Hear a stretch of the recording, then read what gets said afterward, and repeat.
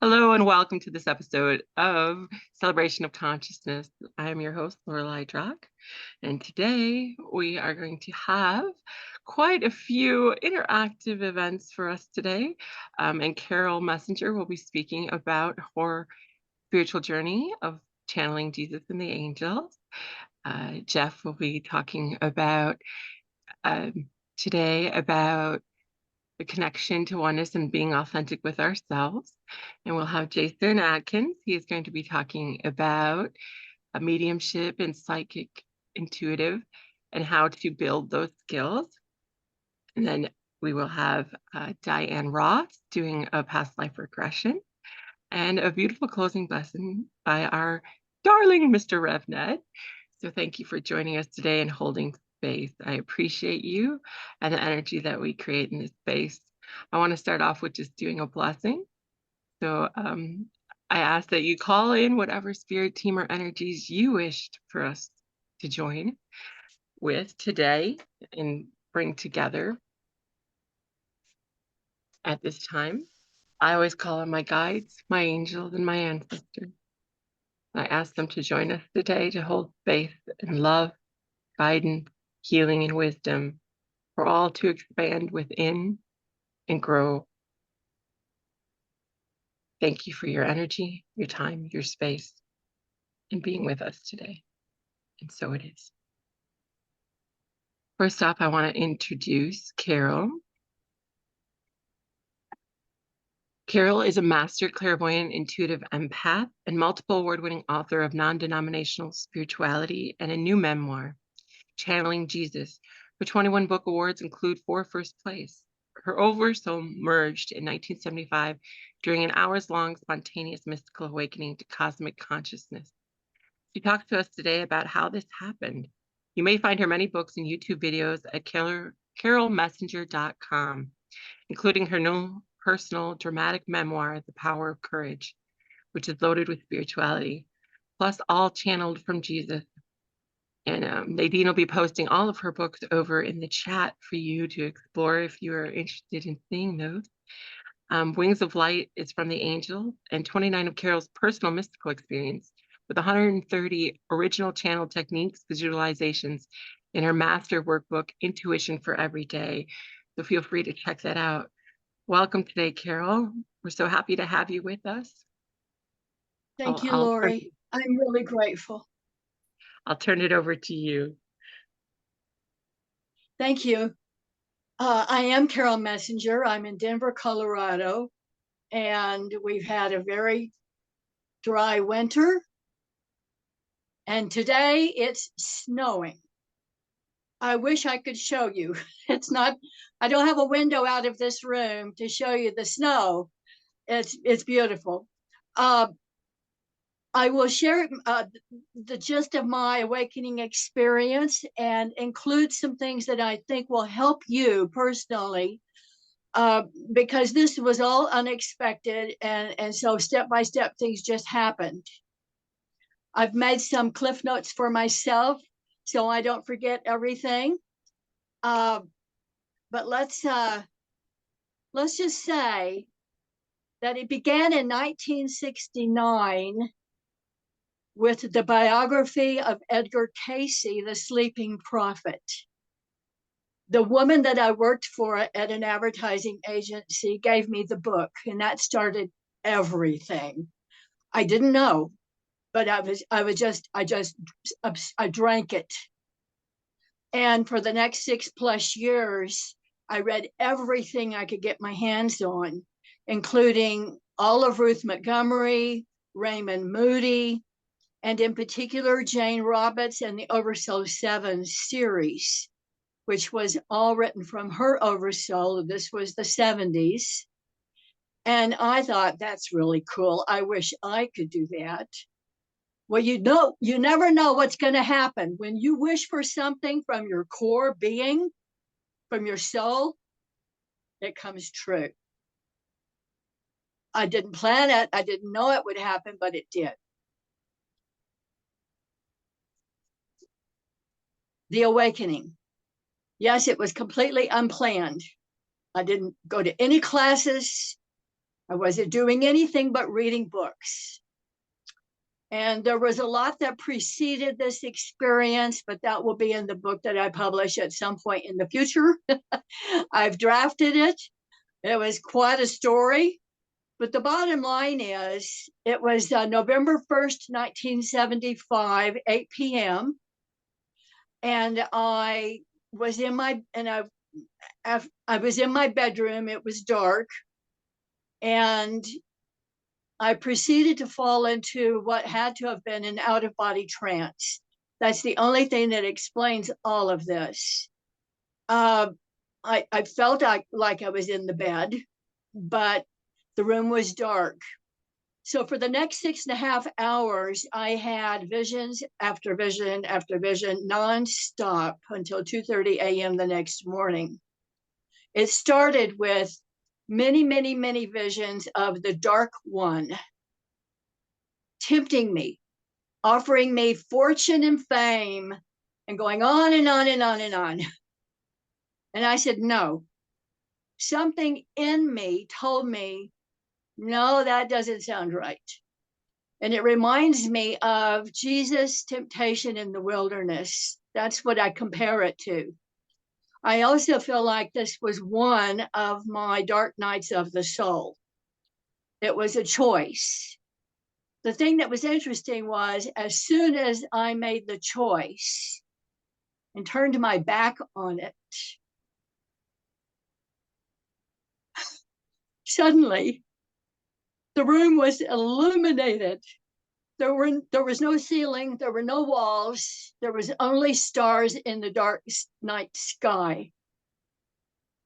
And I saw and heard a multitude of angels singing outside the gates of heaven. I also felt and saw a huge white light that was an angel, Archangel Michael. And he overlighted me to protect me. And as the night went on, he kept me alive by breathing for me, because I felt like I was dying. That's what it felt like. I thought I had died. That was my first experience with Michael. There were many others after that. The thing that was really unique,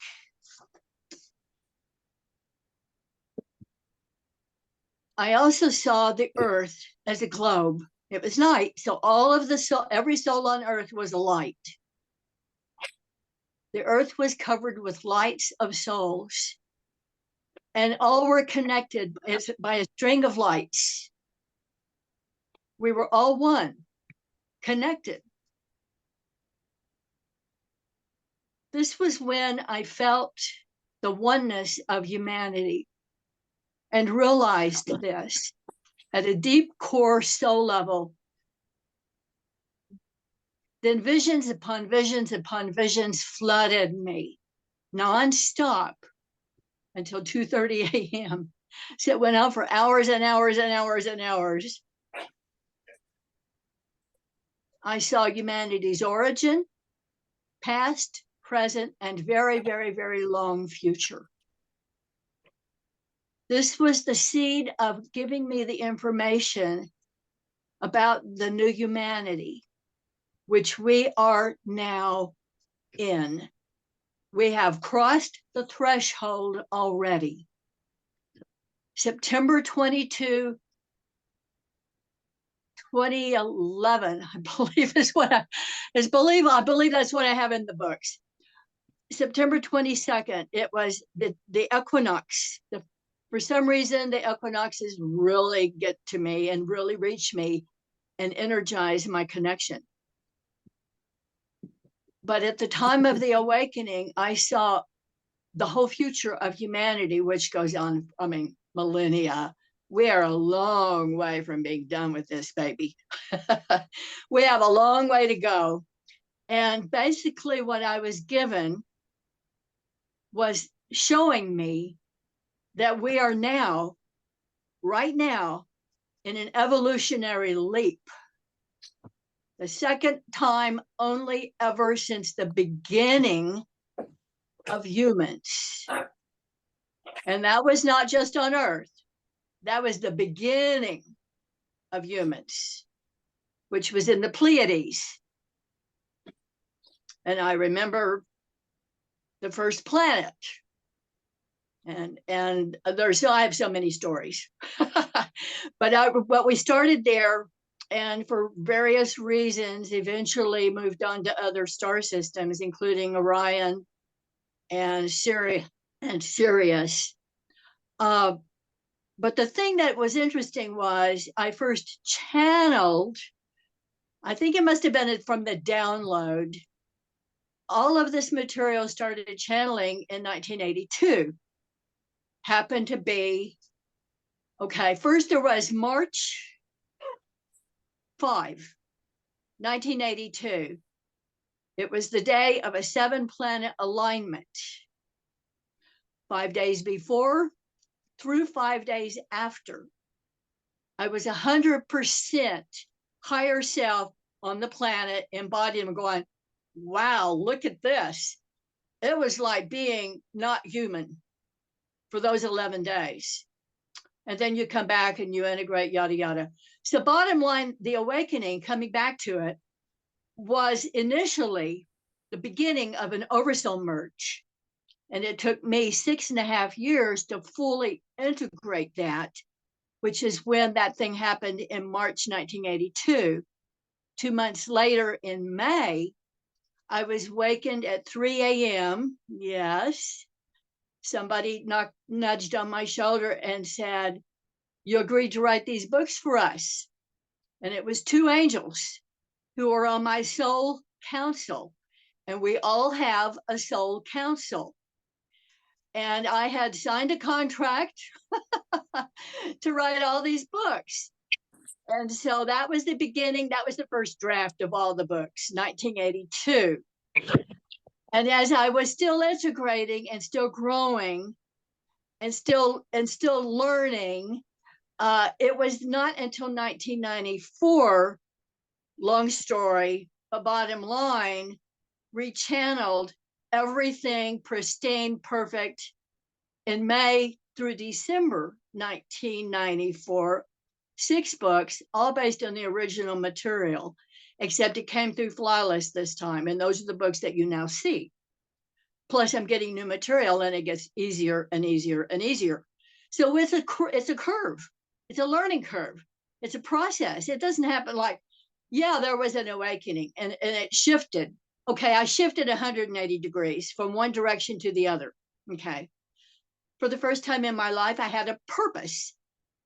The thing was that when it all ended at 2:30 a.m., these new revelations that had been coming to me, I sat at a table and started writing. And what I realized at that time was through the entire experience and everything that preceded it for the months before that, and including all the visions facing down the darkness and the dark one, I could have said no the entire time. It was a choice. Of course, I was curious, and that's why I stayed with it, because I was curious.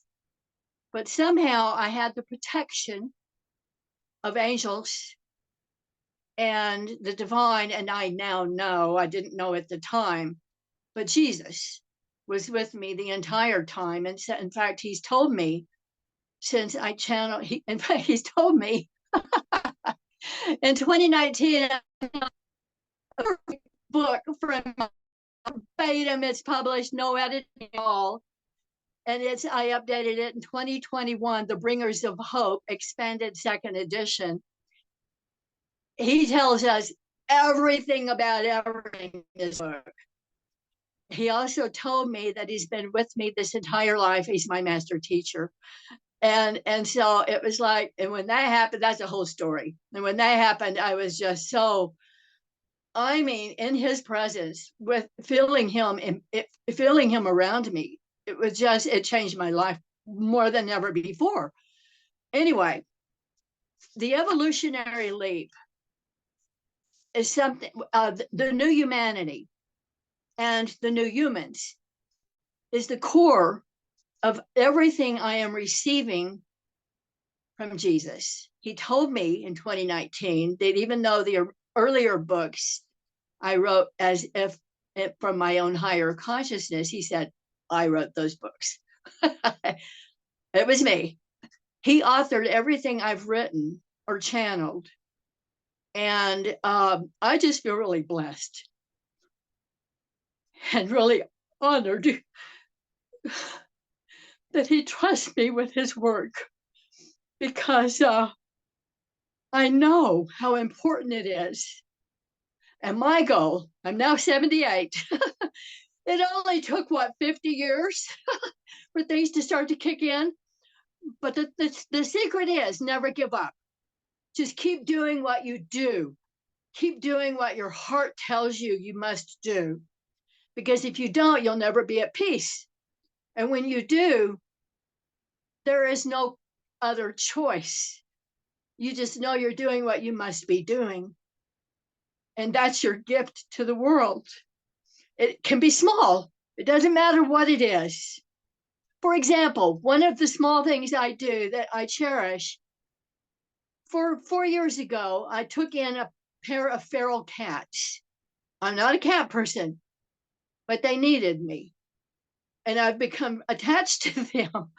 And I've learned, okay, I don't get hugs, but they appreciate every little thing I do for them, which is constant improvements on their housing. And now they're in my back room. Because with the cold weather, it's like, and I know they love it because they sleep in there overnight and when it's cold and snowing. So back to after the awakening, I was sitting at the table writing and having the understanding that this was a choice and I didn't have to do it. I could have stopped at any time. But it was my higher self decision. My higher self choice had pre-arranged this event. And I said, why? And as usual, my soul answered, or maybe it was Jesus, I'm not sure which anymore, said, because you always like the dramatic. And my thinking is, I wanted to be sure, 100% sure and never doubt whatsoever that this had happened. And this was real. Got it. It was real. In fact, when I was dating after that, still single or post divorce single dating, and I mentioned it to a few guys. Yeah, well, and they thought I must have been on acid, having an acid trip. No, it doesn't take drugs.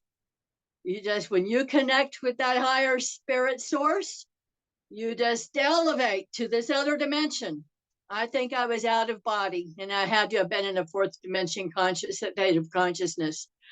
Anyway, I had, during all of the visions and all the many things that happened, I was able to do so many things mentally, psychically, spiritually. Many powers. And after it was over, I thought that was scary. I didn't want that much power at the time. I said, I'll just keep 2. I didn't want all this power, So I kept interfering. And I haven't looked at the book in a few years, so I don't recall, but I believe it was knowing. All the other gifts have come to me slowly since then. Whenever I was physically, emotionally, consciously ready. Well, not even consciously. Here's the thing. When you do what's in front of you and you do what you know you are meant to do, and you have no idea how you're going to get it done, you don't even know if you can. I've never done this before. How can I possibly do this? Trust your gut.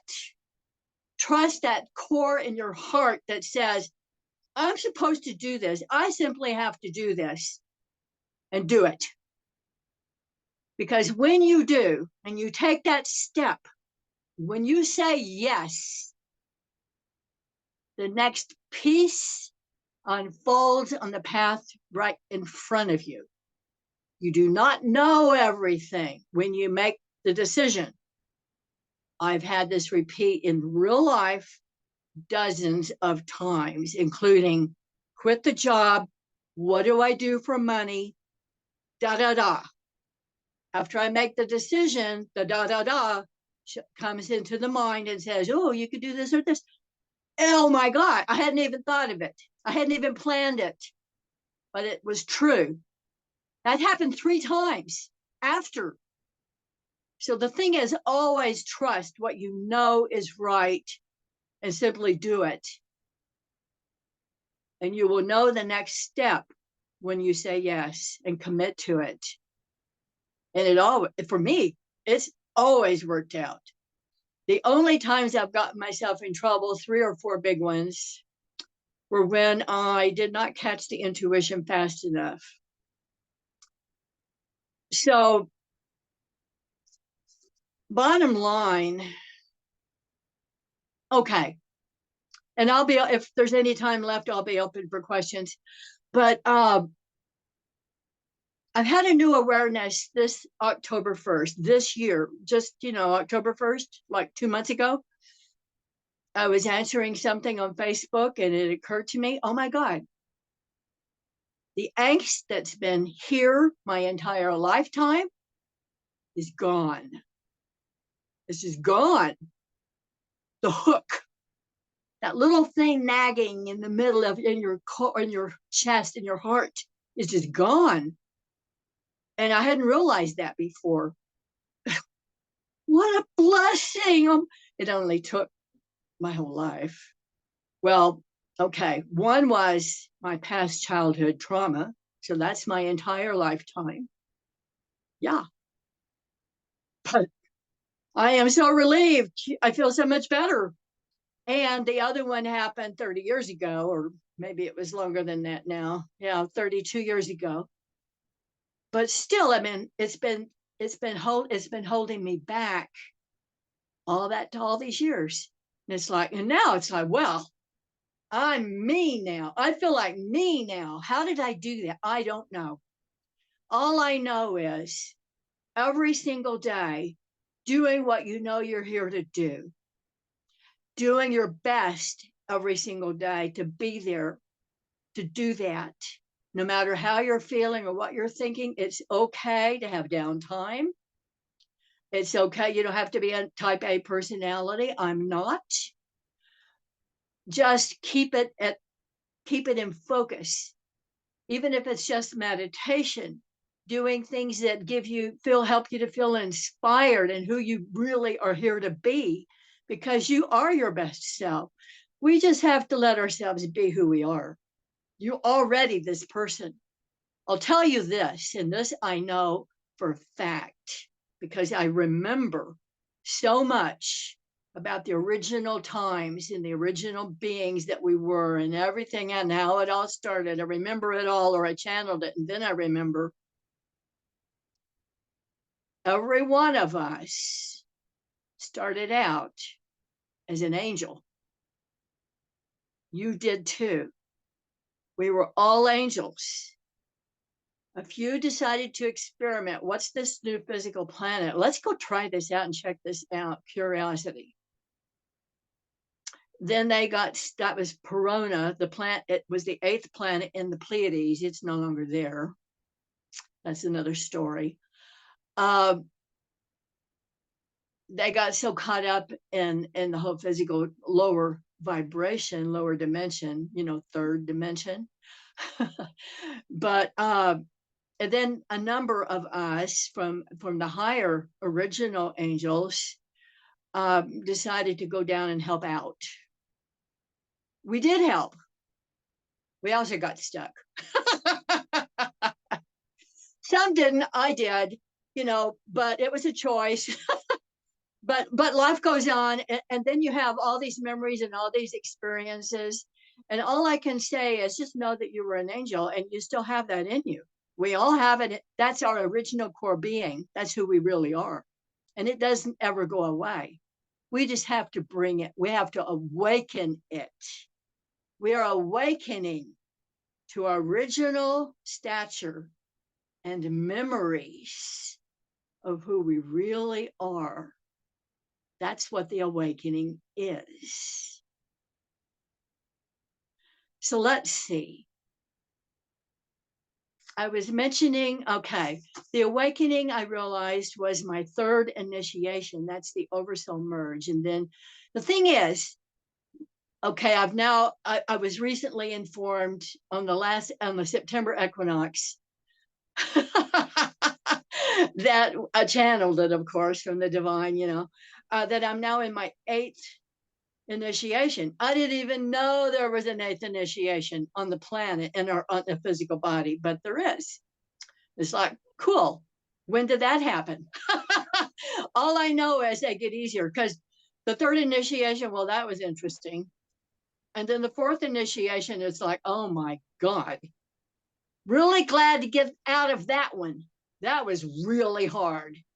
And that was the story of my memoir that I just published, The Power of Courage, because it was really hard. But the other one since then, I don't even remember what, I think the 5th one happened in a dream where I was meeting with the masters, And the 6th one, I can't recall exactly what happened with that. I don't even know what happened with the 7th. They kind of went right by me. So I don't know how these happened, except that what happens, all of a sudden you have a higher perspective, a broader vision. Time and space makes no difference. You see the whole of everything. You see the scope of humanity, not the little da da da da da. Yes, the da da da da da happens, but what saves my sanity, is I maintain through the channeling the bigger picture, the longer view. And remember, and Jesus has told me repeatedly, including many updates, the books that are on my website that I've updated, I've added new material to the Bringers of Hope. I have a 3rd edition, an expanded 3rd edition of the New Humans with a completely new volume added from Jesus this year, 2023. Brand new information from Jesus. He also published an entire new book this year, The Bringers of Light, who are the New Humans' 3rd wave. Okay, the waves, while we have time. 1947, I was early. 1945, forerunners.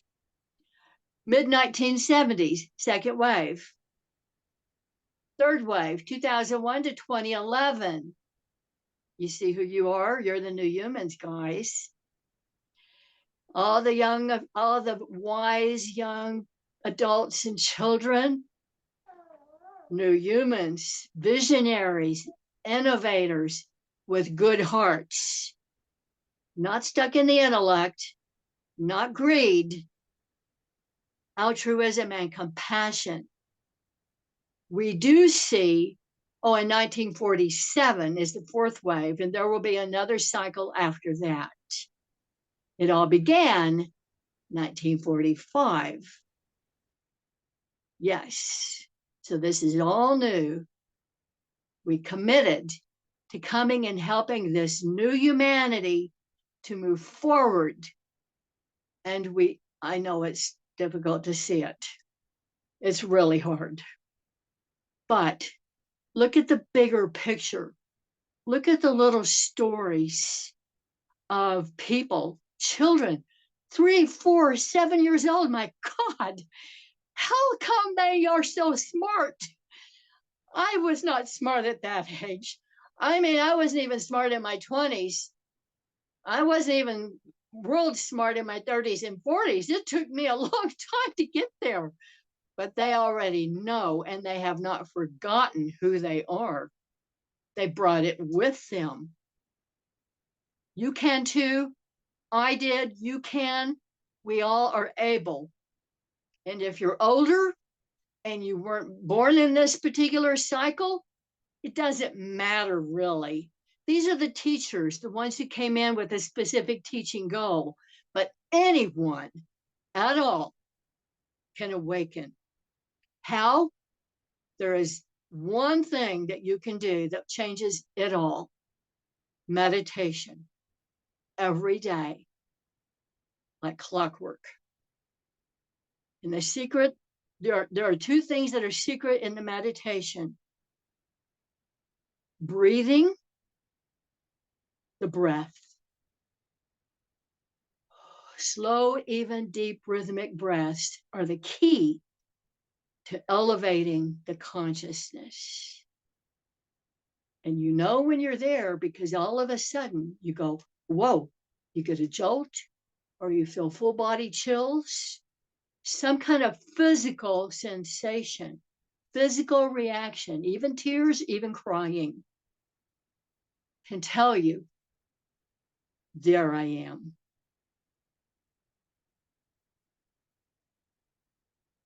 God bless. Namaste.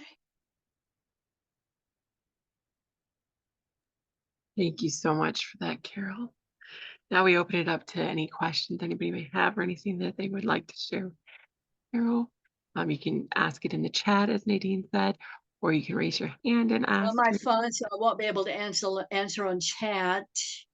Oh yeah, I'll read them to you if there is anything. Okay. Okay. Yeah, Claudia said, very nice, my friend. I love Claudia. Yeah, we're soul sisters of she's the amazing. first kind. And I just want to tell you how much I resonated with what you spoke, and one of my big experiences of connection to oneness was in 2019, where Yeshua, he told me, Jesus, Yeshua, came through. So When in 2019? When? I think it was like June or July, I want to say. June, July. That's right after I finished that first book that is in Really? his voice. Really? The previous books had been in my voice, but the first one in his voice, 2019. He woke me up at 3 a.m. Or the first week of January, between the two eclipses, right between. And he woke me up. I had never talked to him before, aware of it. And I was sound asleep.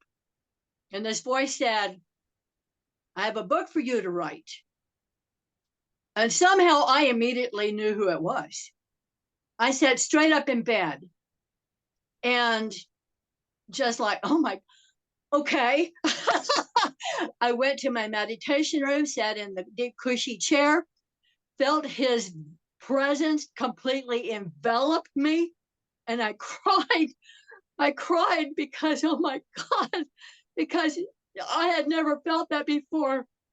It was like it just changed everything, because I had never felt love like that before in any form or way from any human being ever in my life. And it's like, oh my God, I'll do anything you say. What do you want? And Right. we carried out the first book every day for 6 months. It's now the Bringers of Hope with a new added volume. But oh my God, yes, 2019. What is it about 2019? I wonder. I don't know. And they showed me I've been here ever since Earth was a thought form, and like how everything. Yep. And yeah, and I like ugly cried. So I totally know what you mean with that. Someone did have a question. Because you cried, so you felt that presence. Oh my gosh, there's nothing like it. I just never felt connected like to everything, and anything. the trees were speaking to me. It was pretty intense. Oh, yeah. When it hit me, yeah, it was. Well, that really, it's like when that happens, you just like go, whoa. Yes. Your whole self, your heart, everything just goes, whoa. You expand like 10,000 times. I was so excited to have you speak today, because I was like, I can resonate with all of that. So thank you for being here. Oh my God. Well, to know that he's been, well, I knew at age 12, I wanted to be a missionary, and I asked to be baptized. And then I went on and lived life, and lots of other things happened, and then at the awakening, not a clue.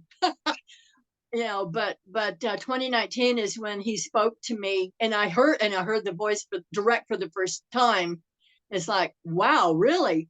Well, that's why I felt protected my entire life. No matter what happened, I just felt like, oh, so okay.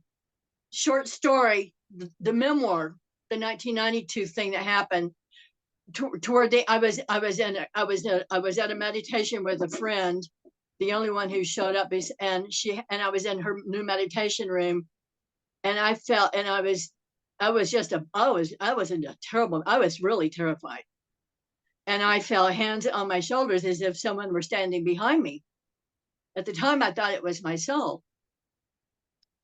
Guess who told me in 2019 who that was? I had no idea. That was Jesus. I love how they laugh and point back. That was me. Or you remember me giving you that? He has such a great sense of humor.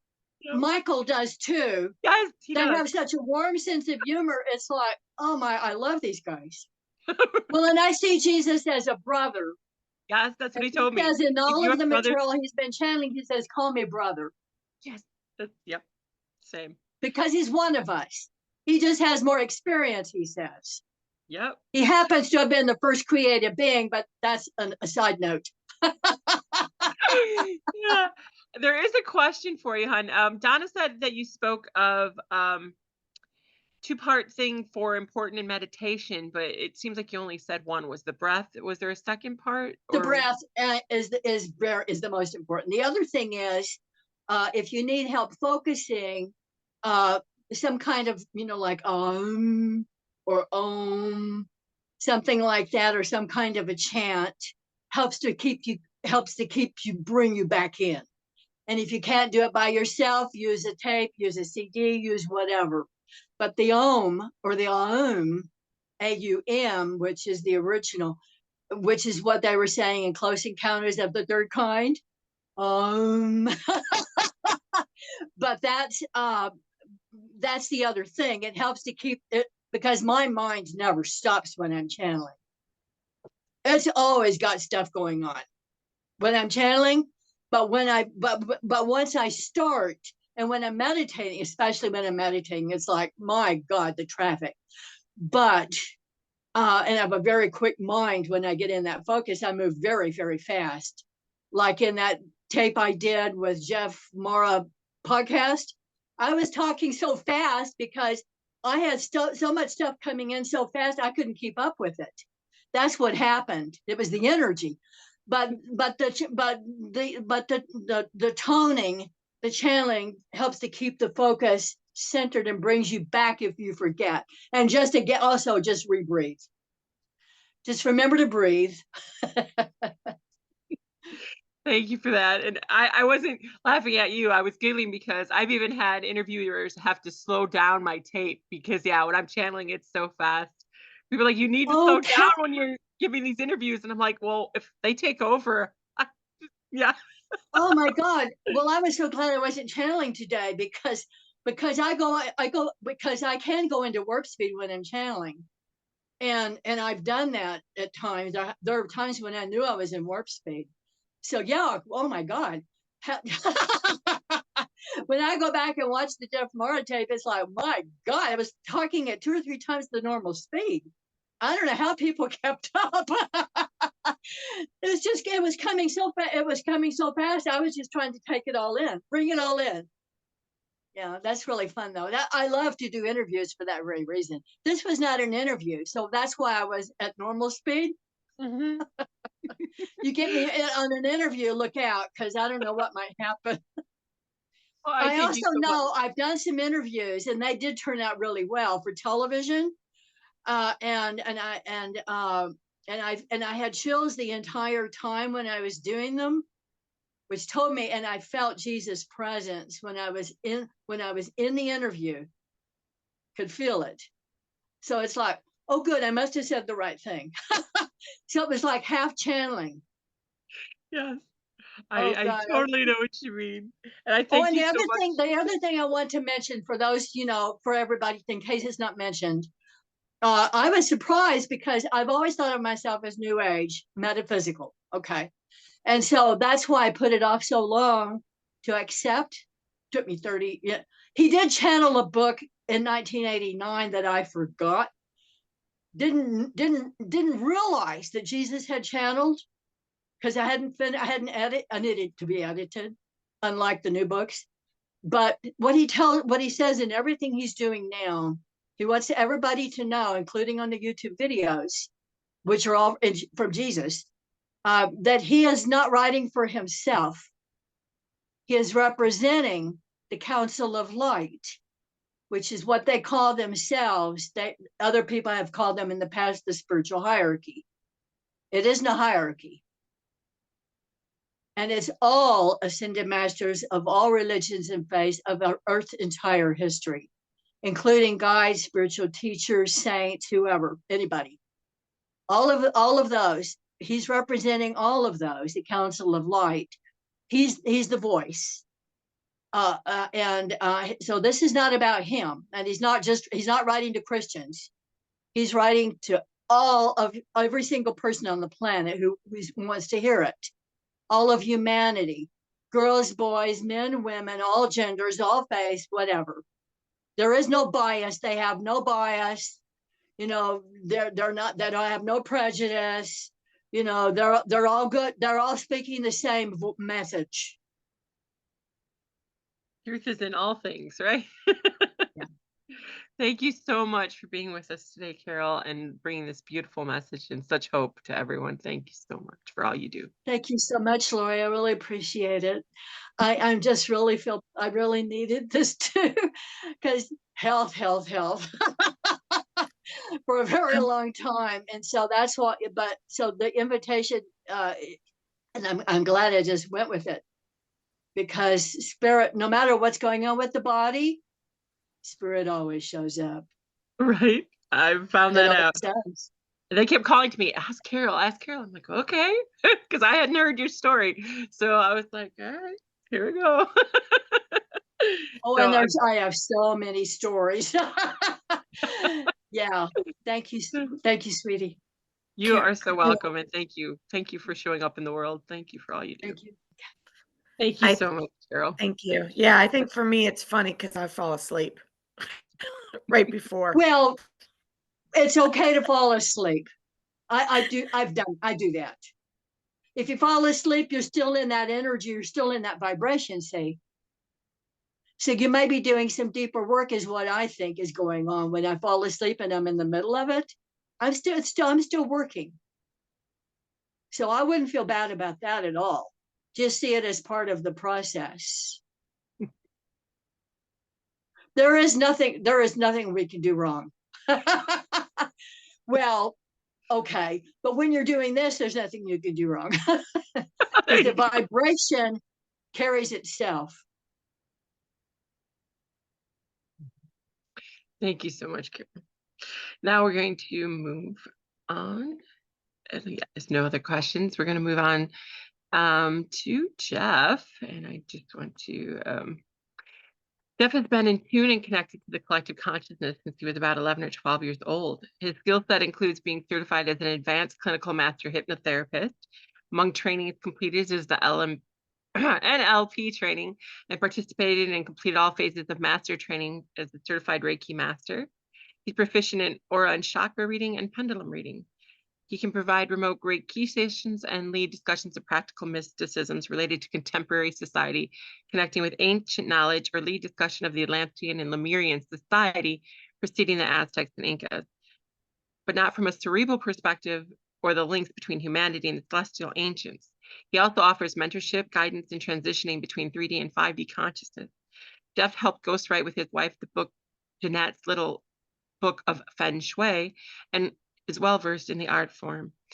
And today he'll be talking to us about integration. Thank you for being here, Jeff. Hello, everybody.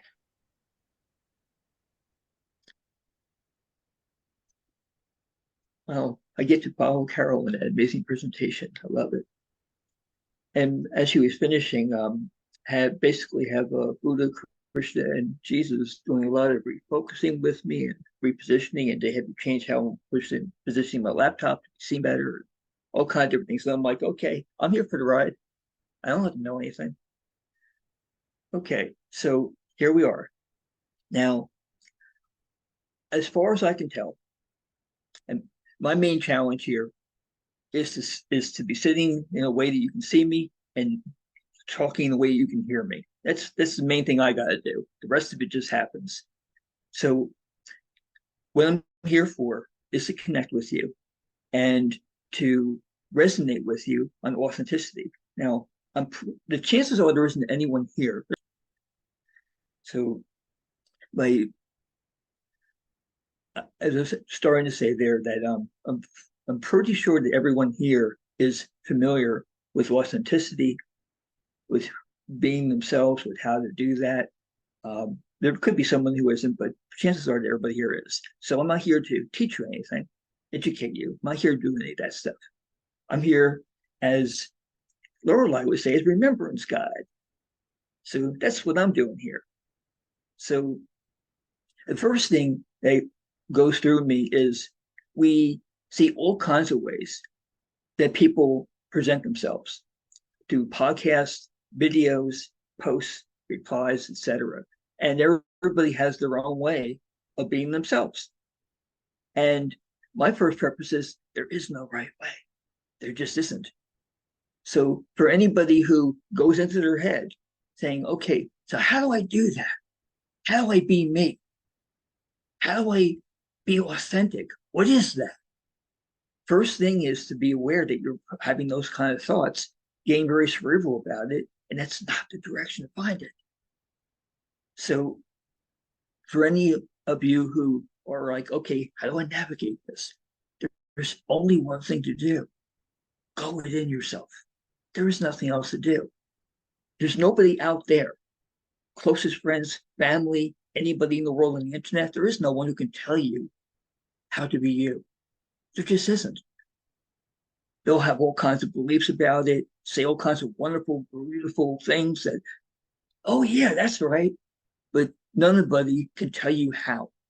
The only place that you can find how to do that is here, within you, within your heart chakra, within your crown chakra, within your root chakra. That's the only way you can know where to find your inner voice to teach you anything about you, to learn your higher self. There is no place else to go.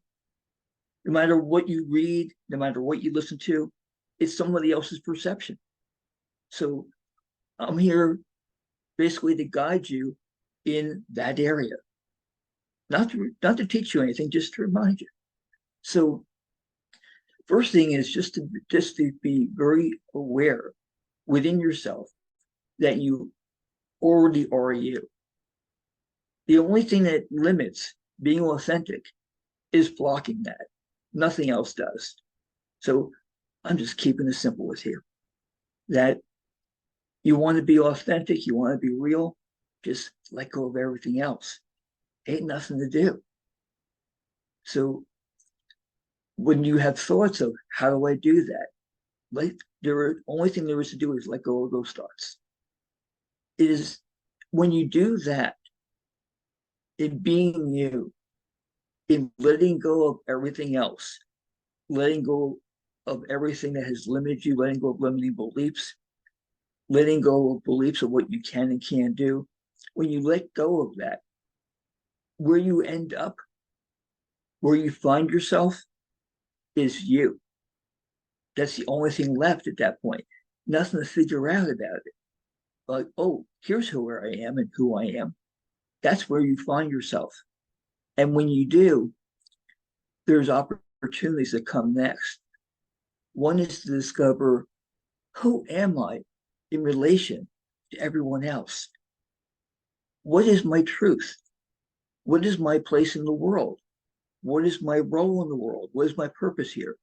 All of those become easy upon being with yourself, upon being with your higher self, upon being within here. Because there are no difficult answers to any of those questions, just unresolved questions that get, because they're blocked, nothing else.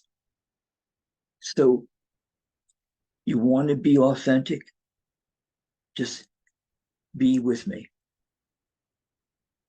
Be in the moment.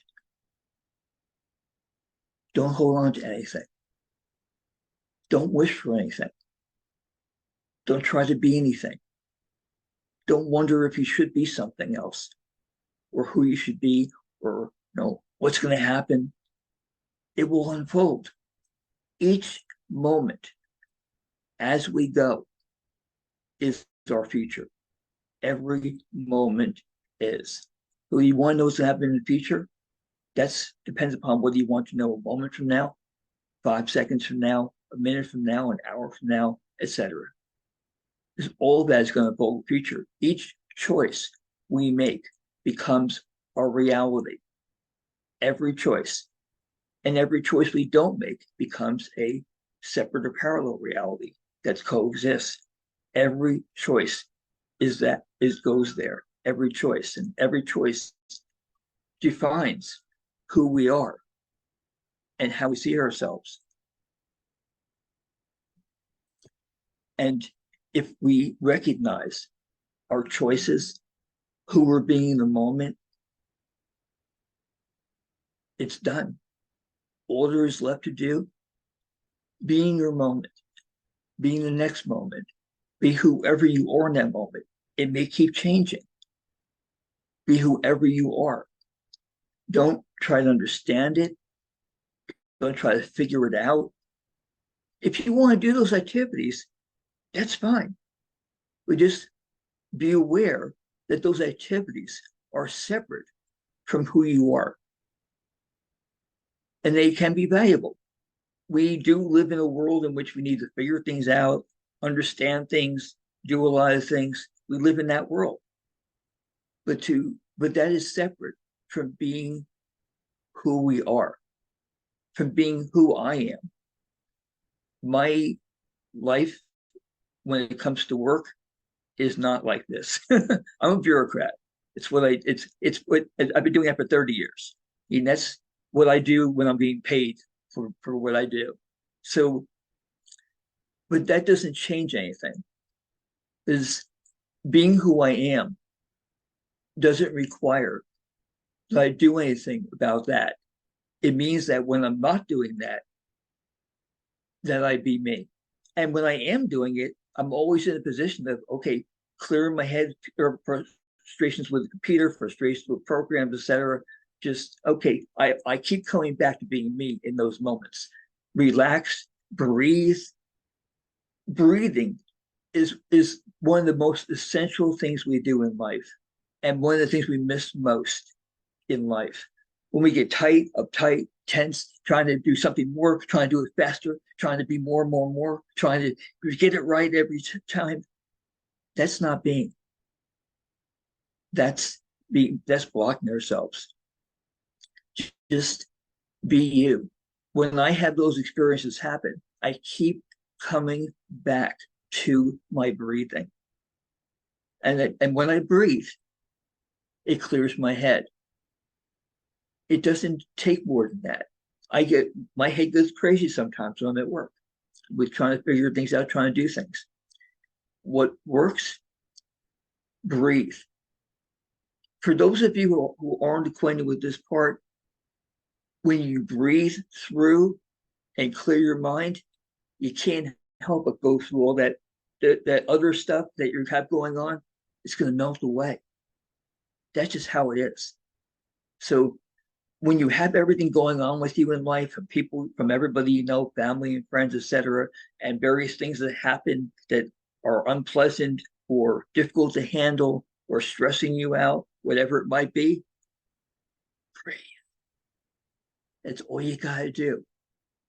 Breathe. Like, how do I clear my mind? How do I let go of this? I got too many things going on. Breathe. That's all there is to do. Breathe. You do that, it's the conduit to life, to love, to connectedness. I keep learning that. This year's been such a learning curve for me in learning how to be me and be connected and not be stressed out. I go through everything that you go through, I go through, except for the fact that my family's gone, all long departed. So but otherwise I go through all the same things you go through, all of it. But what I do all the time is reorient, refocus by breathing. That's the main vehicle I use to clear. And when I clear using breathing, as my focus. It has to be clear, letting go of everything, rooting myself, refocusing. Everything comes through breathing. It cannot be overrated. It cannot be done too much. It can't be repeated too often.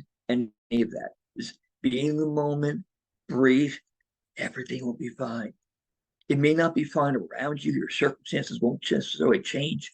Everything will all of a sudden be easier to do or handle around you. You still get people in your ear from every direction. But if you breathe and refocus and be within yourself and clear your mind, none of that should stress you out until you go right back into all that insanity and try to handle it, which we all do. But while you're in the middle of it, you can still breathe again, clear your mind again, refocus, be aware of all the stuff going on in your head. It's going to be there. It happens. We're humans do that. But just be aware that you have control over it, that you have options, you have choices. You can let go. You can return to being you in those moments. This is what's going through me. I'm not saying this from a prepared script. I'm not saying this because I think it's the right thing to say. I'm not saying this because I think everybody needs to hear it or doesn't know. This is what's going through me. So just use your breathing to take care of you the most. I see a lot of postings about people being ill, about people dealing with other people's illness, about people trying to handle horrible things in life and shenanigans that people do, and all kinds of mess. What to do about it? Take care of you. Go within and breathe as it gets bad. Just breathe. Take care of you. That will enable you to take care of whatever else is going on. It sends out cascading waves of wellness, oneness, connectedness. The people around you won't know why something's going right or why they're feeling better. They won't know why. To be like, what the hell just happened? But some way or another, something in them is going to connect with it, and they won't know why. So you'll be able to see and go, yes. And so it makes everything better all around you, for you and for everybody else. And just breathe, clear your mind, put out cascading energies of light, of energy, of wellness, of just being okay. And it will, one way or another, help with everything. I get people commenting to me all the time about how, oh God, what am I supposed to do about this? I always return to the same thing. Are they breathing? Are they refocusing? Are they clearing themselves? I just always return to that when people bring things up with me in some kind of a chat or some kind of a dialogue. People call or they're in chat. What do I do about this? They're in a frenzy. I'm always like, are you breathing? Are you refocusing? Are you clearing your mind? As far as I can tell, everything starts there, gets resolved there, gets handled there, and gets taken care of there. And nothing is beyond our ability to do or handle or resolve or manage if we start there, in your heart, in your breathing. It clears everything else up. Everything. I'm not saying this from a book. I'm not saying this from research I've done or from listening to anybody. I've done it, and I still do it, and I'm doing it now. So if you do it with me, whatever you're going on, feel free to do it with me. Breathe. Clear your head. Whatever you've got going on. You could have a chaos going on around you right now. Breathe. Clear your head. Be within yourself. Let it be there the way it is. And one way or another, you're going to make a dent in it. You're just going to. You're going to make a dent in it. You're going to, in some way, make it better than the way it is. Because we either contribute to the problem or we contribute to letting it be. And thank you for coming into the screen, Lorelei, and letting me know that the time is moving forward, because I had no way of knowing. Oh, good. I just wanted to leave enough time if anybody had any questions for Oh, you. please. Anybody want to resolve anything, clarify anything, clear anything up? Let me know. Thank you, Jeff. And I'm so thankful for you and holding space. And I know you're always the go-to guy when everybody is frazzled. So it was wonderful that you spoke on that, and the reminder to definitely everything can be found within. So thank you so much for that. I appreciate you. And I appreciate you, Lorelei, and everyone here. Thank you so much. I guess there's no questions. No, I didn't see any. They were just thanking you for your presentation, and for the You reminder. know, it's funny when you holding this space removes wondering, removes doubts, removes confusion, removes headache, removes stress. It just happens. It just happens. So, I had a suspicion that people weren't asking questions because whatever they had going on as questions, it left. Just like Carol was saying before, it's gone. Right. Well, when you go within and ask the question, answers come to you. Yeah. Yeah. But you don't have to do anything about it. Just breathe, clear your mind, let it be, and it'll be there. Mm-hmm. It's having that faith and trust that it will be there. Exactly. Yeah. There's nothing else to do. It's so easy how, it sounds easy, but to do when there is chaos around you. Oh, you want to go there, Lorelei. You want to go Yes, there. I just want to point that out. I had very easily remember when I couldn't do this at all. Yes. When I was so busy in my head, when I was so cerebral, so stressed out, it almost killed me several times. My near-death experiences, I wasn't in like ERs or anything. One time I was, but otherwise I wasn't in any ERs or anything. I just was out of commission and came back a number of times. I've told you some of those stories. I had to learn in the first place how to be. At first, in earlier years, when I tried to learn how to be, the first thing that came up for me was, how the hell do I do that? I did everything everybody here does. I was like, okay, so how do I do this? Am I doing it right? Am I doing it yet? What's going on? Why am I not being yet? What's going on? Why am I not there yet? Why am I doing this wrong? I did everything everybody else here does, all of it. There came a point where I had to let it go. I haven't accomplished any of these things because I sat up one day and said, that'd be a good idea. I just read something and I'm like, that's a good idea. I think I'll try it. Never accomplished anything that way. It gave me a lot of insights, but the only way that I've ever accomplished any of what I just talked about is because I had to. Did I want to stay alive? Did I want to continue with my purpose?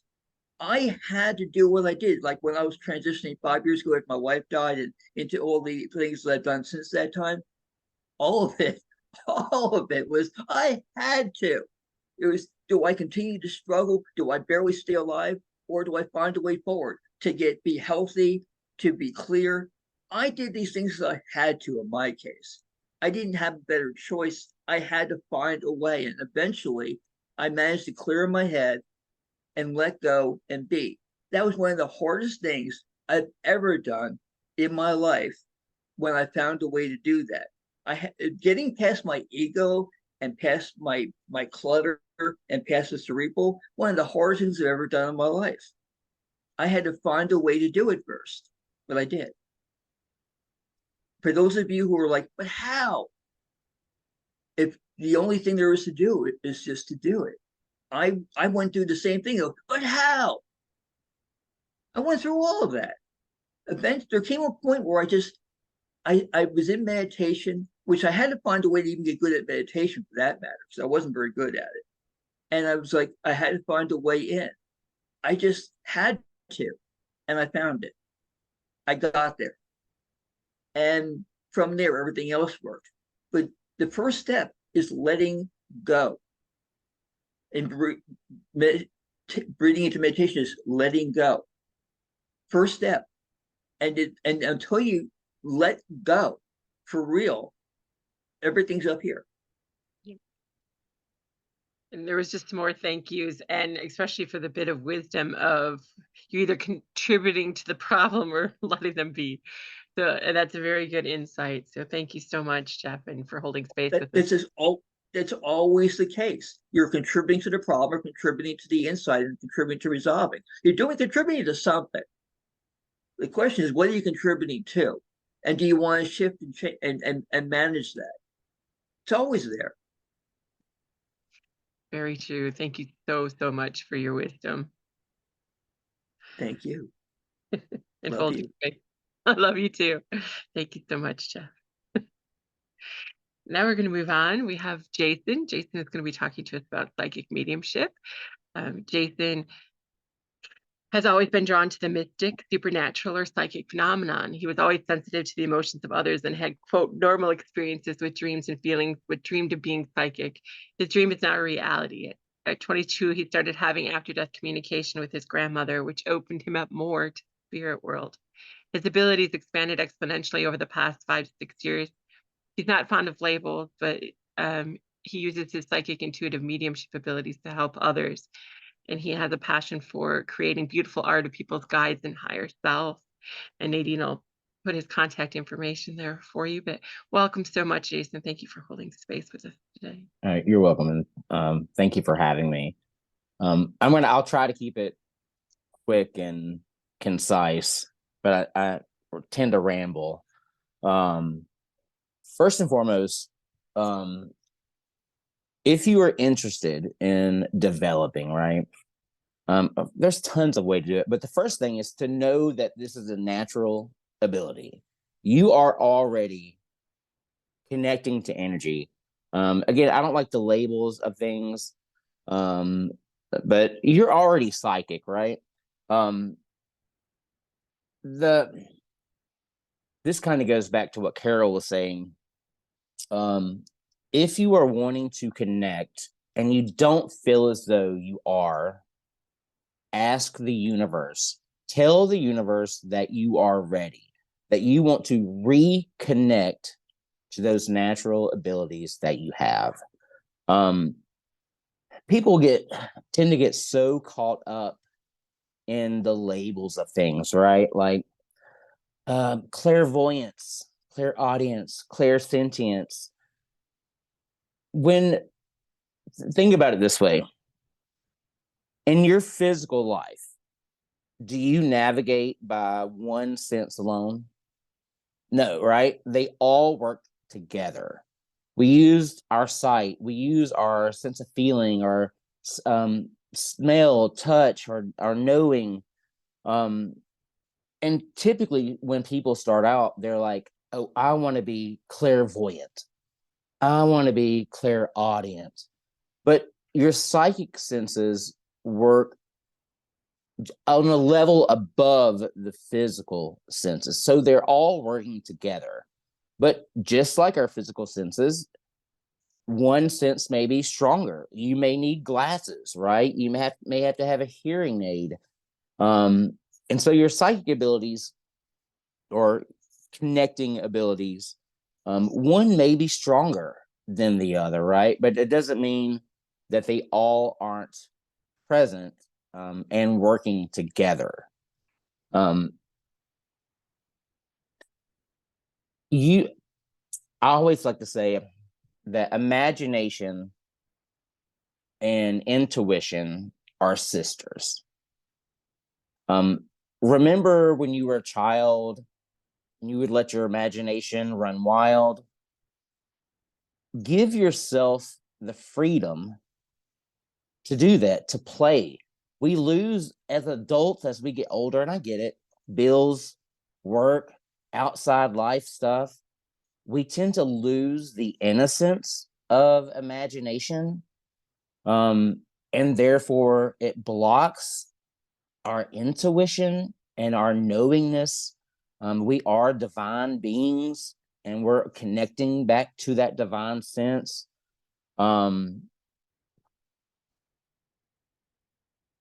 step. Now, I'm not saying that I'm an expert, right? This is just things that have worked for me, and hopefully they're going to work for you too. If you're interested in connecting for yourself, or if you're interested in connecting to be of service of others, first and foremost, you have to have a baseline of your own knowingness, of your own senses. Because if you can't recognize yourself and your own energy, how are you going to recognize outside sources of energy that are trying to connect to you? So you can do that in meditation, right? If you sit, you get an awareness of yourself, because 9 times out of 10, spirit speaks in whisper. I'm not saying that they can't be loud, but in your everyday scenario, they speak in whispers, right? It's the little bitty nudges, the random thought that pops in your head, all the various types of signs, whether it's a song on the radio, a cardinal or ladybug. Now, that's not to say every cardinal that you see, right, is a dead person trying to say hello. But if it's in conjunction with a feeling, right, then it more times than not is going to be a past loved one trying to make a communication with you. So it's really important to have a sense of self. Now, I'm going to be honest with you. I'm horrible at meditating. I'm not a meditator. I don't, I'll do it sometimes, but I don't have a practice of doing it every day. But there are other meditative states to be aware of when communication can be happening.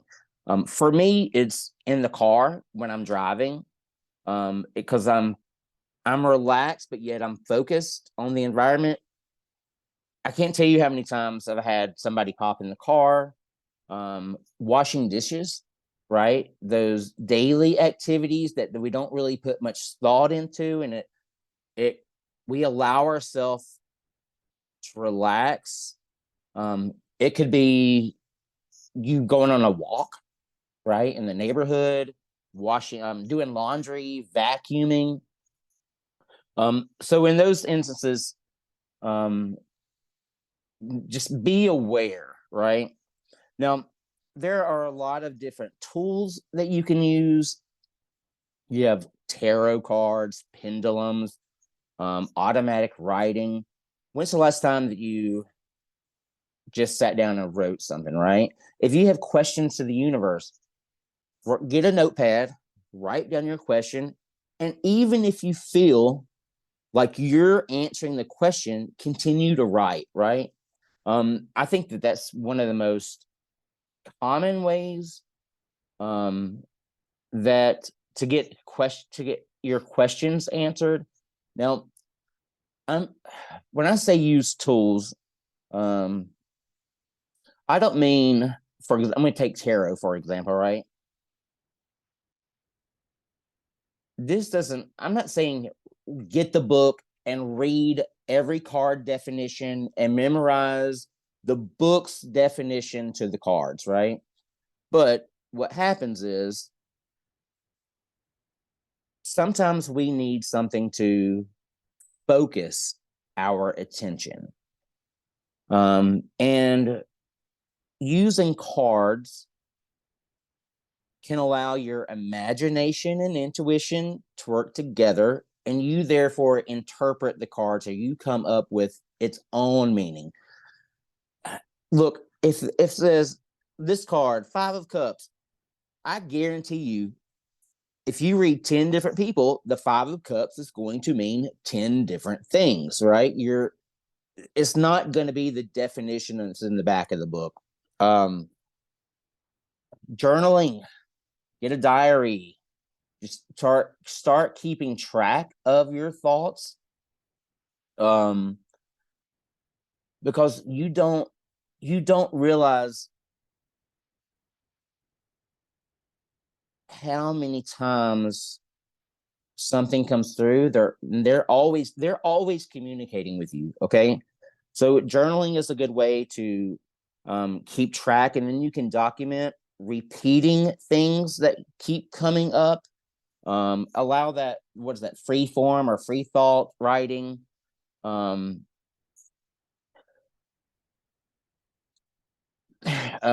This is kind of a tricky subject, but there are a ton of developmental classes, right? You see them all the time on Facebook. Mediumship 101 for $99, $140. They always like to do it. $222, $111, because they think it's a spiritual number, right? They always make their prices that way. And I have taken some, I have participated in teaching some, but a lot of those people are out for money. They don't give you 101 training. They don't really, they're half the time they're not even there. They delegate it to other people. But there are some good ones, right? There are valid people out there that are really 100% interested in teaching other people. Just use your discernment. And isn't it funny how when people offer these classes, you've never seen them do a reading? Like, I want you to show me that you are able to connect, then I may give you my money, right? And I may give you my time. It pisses me off so much. God, it pisses me off.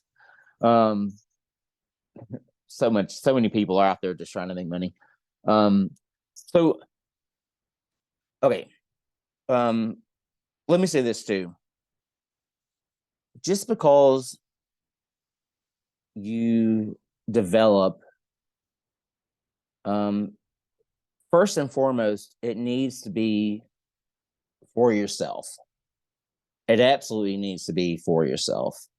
And then if you want to start being of service to others, you can. But just because you connect doesn't mean you have to be a professional psychic, right? It doesn't mean you have to do that. But the first and most important thing to do is practice. You've got to practice, right? How are you going to know that the information that you're getting is correct if you don't share it? In this world with the internet, you can find, I get it, right? I'm nervous. I don't want to be wrong.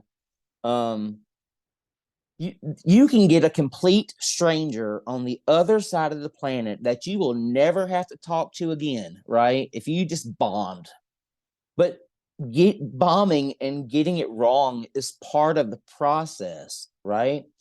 It's like a muscle that you strengthen. And how are you going to know if you're getting correct information if you're not practicing? And when I say practice, I don't mean with somebody that you know, right? Because then it makes you question, well, oh, I know this person. Am I remembering this? Or is it really truly a communication that's happening? Put your ego to the side and practice, right? Look, I have heard a no.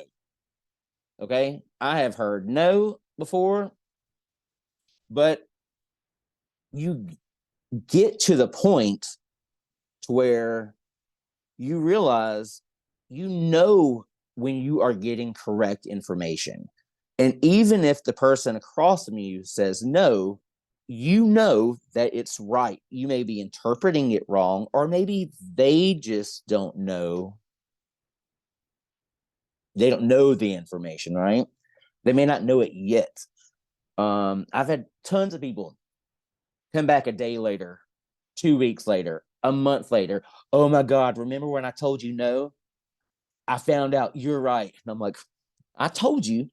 So typically that's when you give them a, well, hold on to it, right? Like if your inner being is saying you're right and they're saying no, you're not, I tell them, hold on to it. As much as I love watching those shows on TV, right? All the psychic stuff. I'm a Montel Williams, Sylvia Brown child. Okay.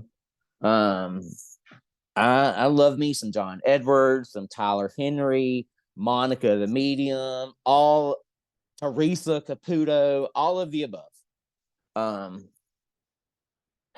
But we have expectations that our experience is going to be like their experience. And there may be similarities in the way that we connect, but the most important thing is knowing that it's an individual journey.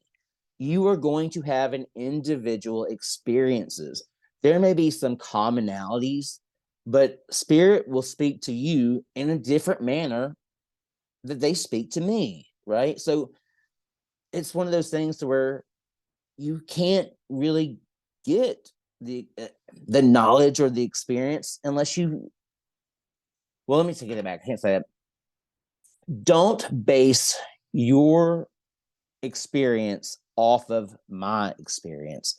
Don't base your experience with what happens on TV. It's not, well, Teresa Caputo does it this way. And it doesn't work for me like that. I must be doing it wrong.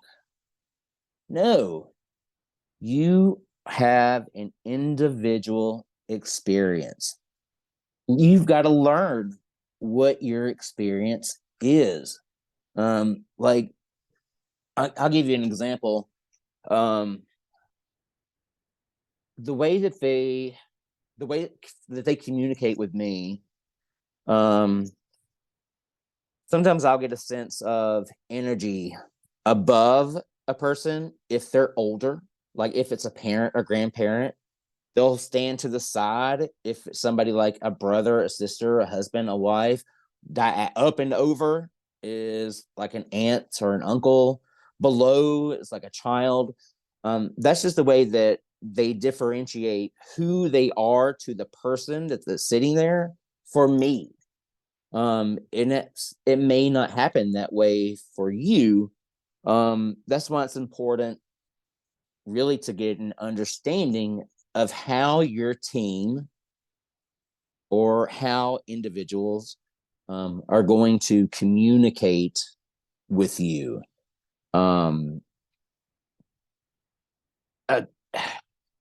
If you ask, if you let the universe know that you want this communication to happen, it's going to happen. Now, are you paying attention? That's a different question. I hate to say your loved ones are the universe, but they are always actively communicating with you. It's just a matter of, did you quiet your mind enough to hear? Because like I said, they speak in whispers.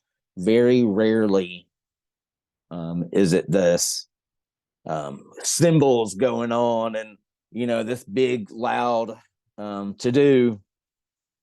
Now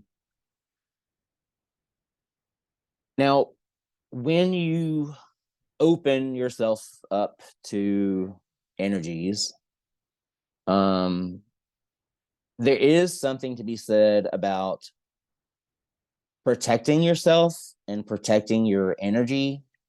I don't make a habit of doing it every time because I had that conversation. I set the intent to be protected, and I trust that I always am protected. Let's see. I tried to make a list and I've already gone so off topic and out of order that I'm trying to find out where I am.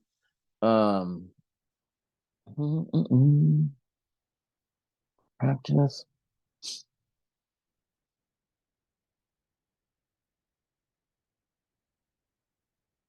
Yeah. I think that's all I have. And the most important thing, again, like I said, is practicing and, find a partner, find someone else that's wanting to tap into their source of knowledge, right? And partner. And it's not, how can I say this? I'm going to give you a typical rundown. When if I'm out somewhere and I'm connecting, if I'm going to connect for someone, typically the first thing that happens is that my attention is drawn to someone, right? For whatever reason, I cannot stop staring at this person. And I may go back to a conversation that I'm having, but then again, my attention is going back. It constantly goes back to this person. And I have a habit of not engaging on the first time. I'm like, tell me 3 times. And right. So this past week, for example, I was out with my friend Marjorie. She was sitting right next to me, and I know Marjorie, but I don't really know that much of her history. And she was sitting right next to me, and I was constantly like, I'm like, okay. I noticed that my attention kept being drawn to her. The same way during that time, I had a name running through my head. Okay. I didn't acknowledge it. And then it happened again. And then it happened again. And then I got up and I went to the bathroom and I came back and it happened again. And she knows what I do. So I didn't feel embarrassed, but I still don't want to be wrong, right? Ego. I don't want to be wrong. I gotta get it right all the time. And so I asked her, I said, do you have a Lee? And she was like, yeah, go on. I said, well, I don't really know anything else. They don't give me messages of, we love you, we care for you, blah, blah, blah, all that bullshit, right? The fluff. Obviously, yes, they love you, right? Why would they be trying to connect to you if they just to say I love you? Now, sometimes it happens, but she said my dad is so and so, first name, middle name was Lee. And I said, that's not it, right? That didn't resonate with me. I said, this guy feels like he's not connected directly to you, right? And she was like, she couldn't place it. And so another piece of information, I said, who's Mary? And she was like, oh my God. Okay. And then another random thoughts in my head. And then said, there's a Chuck or a Charles connected to those two. She said, Lee is my father-in-law. She's divorced now, but Lee was her father-in-law. Mary was her wife or his wife. And Chuck was Mary's younger brother. And I was like, they're all dead, right? And she was like, yeah. She was like, okay. And I said, so we're just chit-chatting a little bit. She's making the connection. And I said, did one of them lose a child like below the age of 10? Like this is not like stillborn. Like he was born, lived for some time, and then died. She said, Chuck died under the age of 10. Chuck was Mary's younger brother. But I didn't associate that because the energy just showed itself younger to me. But I never would have. I'm so flustered right now. Oh, okay. Oh, energy's working. I never would have gotten the confirmation if I hadn't been brave enough to ask the question, right? You got to trust in yourself and trust in them, that they're gonna make the connection. They will work it out, right? Like if they don't understand it, the information that you're given, most of the time they're going to give you another piece of information to connect the dots. And then, you know, it was over. It was more like they were just making her aware that they were present, right? They just wanted to be acknowledged. They didn't have some heartfelt message to deliver, some life-changing information about the wheels buried under the bed, under the backyard or something. You know, it wasn't like that. And most of the time, you don't have a grand message. They just want to make a connection, right? Whether it's through you or allowing you to make the connection for yourself. And I think that's pretty much it. It's probably about my time. Thank you so much, Jason. You're Those were a welcome. lot of amazing tips for real, and things that, like, I always say, you know, that I think are most important when you're trying to develop it. So thank you so much. I'm just checking if there was any questions, but mostly just thanking you. And as I mentioned, Jason, and I know Nadine put it in the chat, does those spirit guide and higher self portraits. So. Well, and let me say this. Can I say one more thing? Mm-hmm. Everything is energy, right?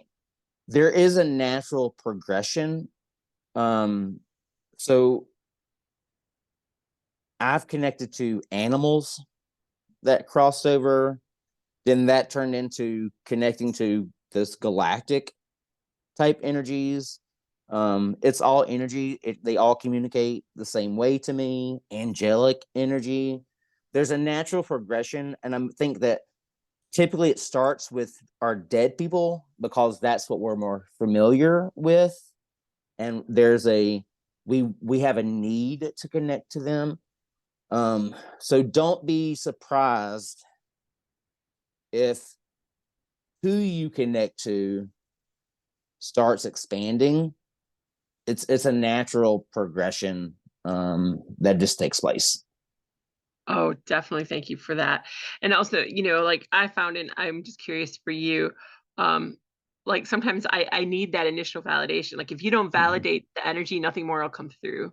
I don't know if that's the same for you, but sometimes that's for me. Like, I mean, I'll get like, oh, here's this and this knows what they look like. But if you don't validate that, you know, I don't always Yeah. get it. I think that I hate when people are like, they just sit there and I'm just like, okay, there's this. I'm like, can I get a yes? I think the validation is important, at least for that initial step, so you know that the connection is happening. And then once I know that I've made the connection, then I don't mind, right? Then I'll just start unloading on them. But yeah, it is because it's, you know, it could be that you're interpreting it wrong and you have to readjust, or you just got it wrong, right? It's just a no. But yeah, I think the validation is important. And it's important for yourself, right? Like I want, everybody wants the validation, right? Yeah, I think it's super important. And you know, and as it progresses, like sometimes it's even past lives of yours trying to come through. So it's important that, like, even if you don't recognize it, it's still valid. Some might be something valid for you. I feel. I don't know. Yep. Yeah, very much so. Thank you. There was just a lot of thank you. So thank you for all that information, Jason, and holding space with us today. Love you. And next, we are going to move on. We have Diane Ross. She's going to be performing a past life regression with us. Diane is an author, speaker, and private practitioner. Diane's interests were altered states of consciousness began in 1970 when she first started meditating. It was at that time that she began experiencing the power of the unconscious mind. She received her bachelor's degree in 1971 and her master's in 1974, graduating cum laude from California State University at Long Beach. After teaching high school in California and Oregon, she entered the field of journalism and was a reporter and editor for 2 different magazines. In 1983, she moved to Orlando, where she currently has a private practice in hypnosis, NLP, and meditation. She also conducts group sessions in the hopes that more and more people will experience the benefits of expanded states of consciousness. She's recorded more than 100 self-hypnosis and meditation CDs, which are available for purchase. She is certified through the National Guild of Hypnotists and the American Board of Hypnotherapy. She's also a charter member of the Hypnosis Educational Association and a member of the International Association of Registration Therapies. And Aideen will be sharing some links Diane did give us to some of her meditations and other things. Welcome today, Diane, and thank you so much for being here and doing this for our community.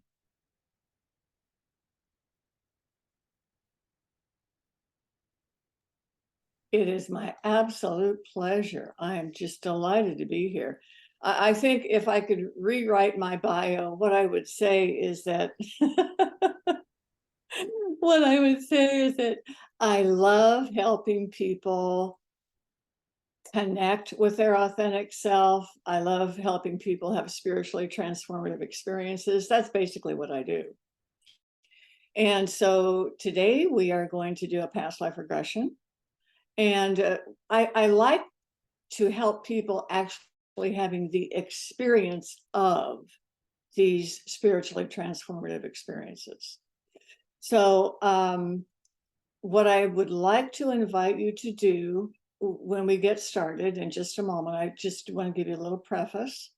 We're going to connect you with your higher self first, and you're always connected to your higher self because that's basically what you are. But what I would like to help you do now is to consciously connect with your higher self, take you through a little relaxation routine, and then have you go into a previous lifetime that will serve your highest good. The interesting thing about doing past life regressions is that I have found that they help immensely with your current lifetime. You know, I've heard people say, well, you don't want to go into a past life, you might get stuck there. And there's all these myths about doing past life regressions. What I have found is that doing past life regressions helps us actually in our current lifetime. It helps us let go of negative patterns. It helps us with our relationships. I don't know anything it doesn't help with. It just helps. It's bringing those old patterns up into the light so that we can let them go. So what I'm inviting you to do now is simply close your eyes and remember how good it felt when you closed your eyes. Now take that same level of relaxation that you allowed to go into your eyelids when you closed your eyes and send that relaxation down into your cheeks. Send it deeper into your mouth, down into your chin.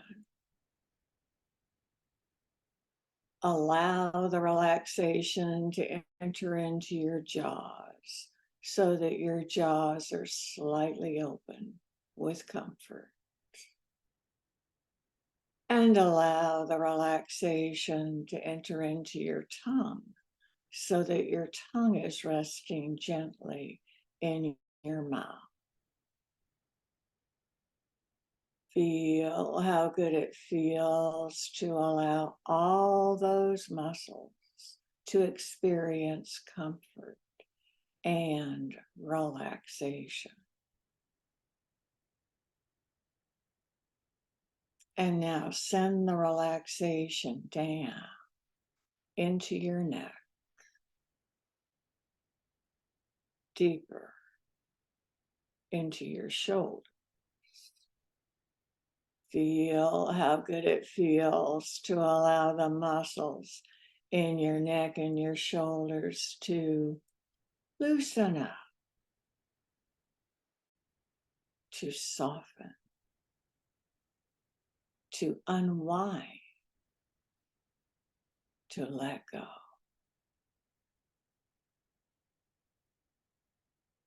And now send the relaxation down from your shoulders into your arms, deeper into your elbow, down into your wrist, all the way down to your fingertips. Feel how good it feels to allow your arms to become so wonderfully relaxed that they feel limp, like wet dishcloths. And it's a wonderful feeling. And now breathe the relaxation into your lungs. And as you breathe in, imagine that your breath is filled with little tiny dots of light. And these little tiny dots of light represent relaxation. And these little tiny dots of light are so small, they can permeate the lining of your lung, enter into your bloodstream, and circulate throughout your entire body so that you can breathe in the light beads of relaxation and allow your entire being to fill with light, to fill with comfort, going deeper and deeper with each breath you take.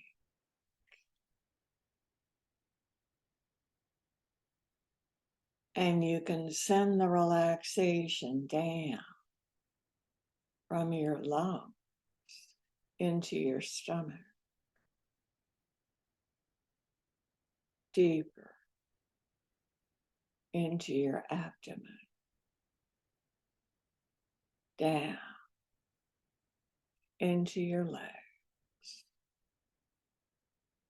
deeper into your knees, down into your calf,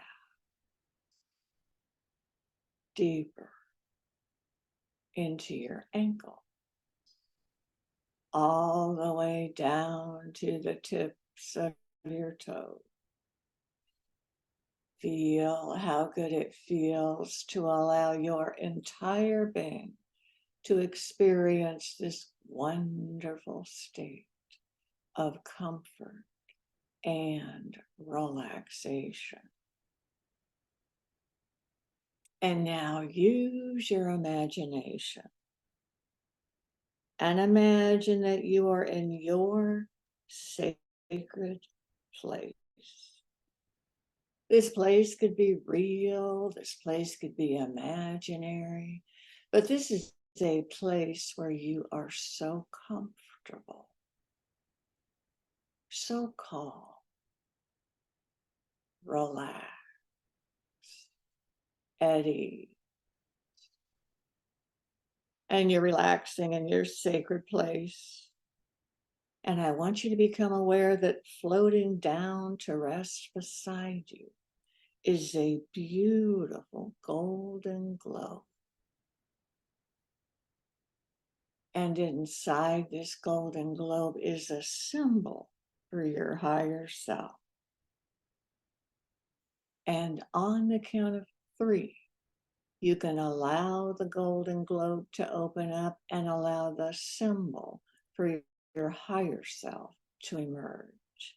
1, 2, 3. What emerged from the golden globe? And now take this symbol and put it in your heart. And know on a deep, deep internal level, the connection between you and your higher self has been strengthened. The connection between you and your higher self is really strong right now, really powerful. And you can allow your higher self to guide you through the rest of this process, knowing that your highest good is being served. And in your mind's eye now, become aware that a great big beautiful screen, like a movie screen, is coming down before your eyes. And become aware that the light in the screen is very, very bright, but it doesn't hurt your eye. And on the count of 3, with your higher self guiding you, on an energetic level, find yourself having gone through the light in the screen to be in a different time, a different place, the knowledge of which will serve your highest good. On the count of 3. 1, 2, 3.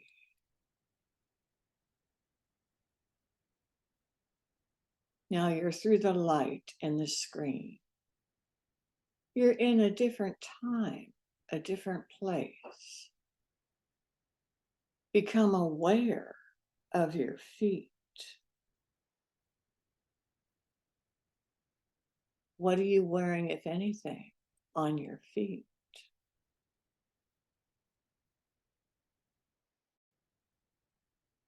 Become aware of your hands, your arms, your torso. What else are you wearing, if anything?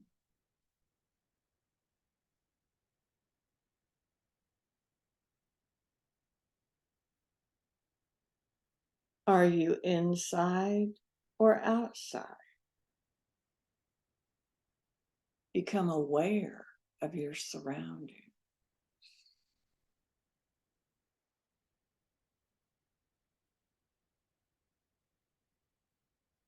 Are you alone or are you with others?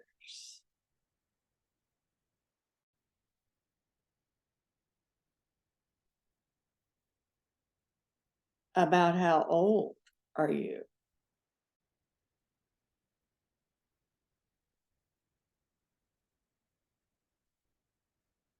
Are you male or female?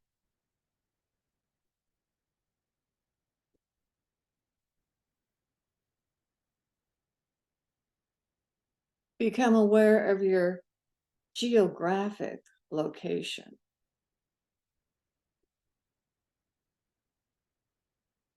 What part of the globe or what part of the universe are you in?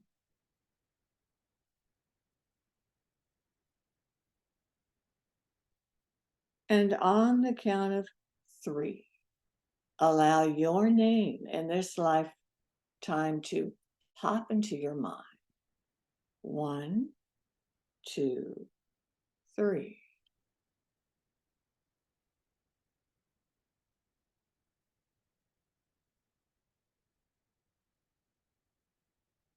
And on the count of 3 again, allow the year that this memory takes place to pop into your mind. 1, 2, 3.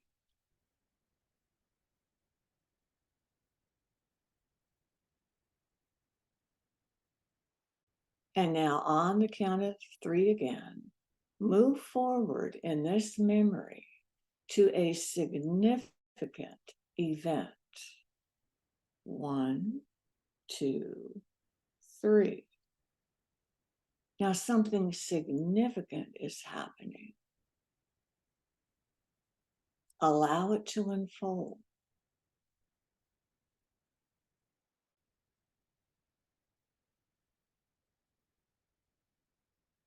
What is your role, if any, in this event?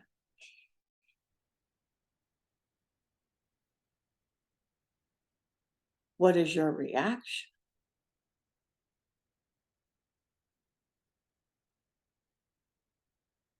How did this event affect you?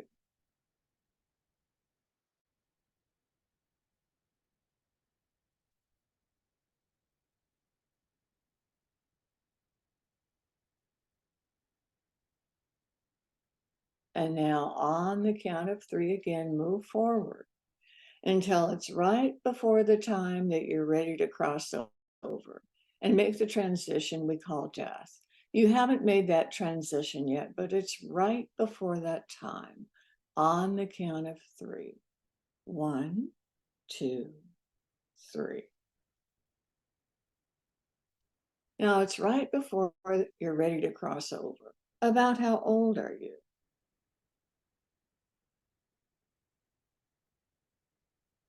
What caused your death?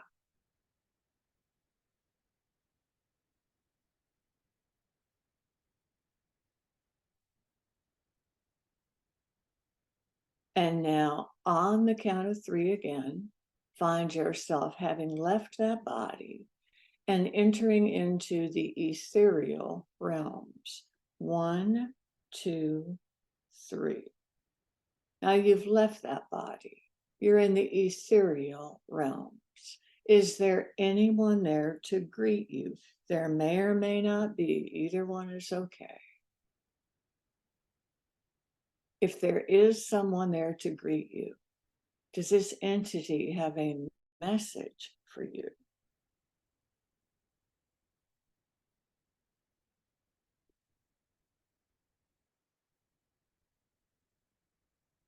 And now on the count of 3 again, go deeper. Go to that place of review. This is the place in between lifetimes where you can see the cosmic view of the life that you just visited.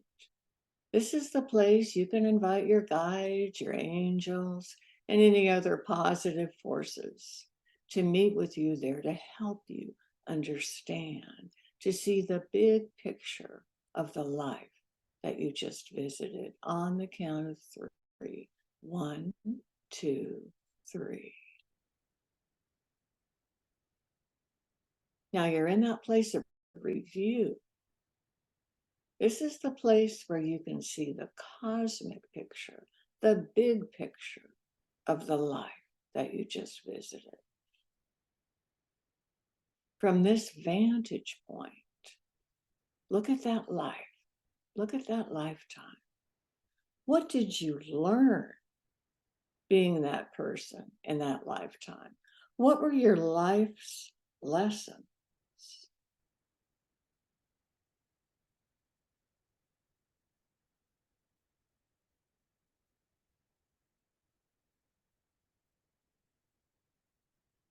What else did you learn?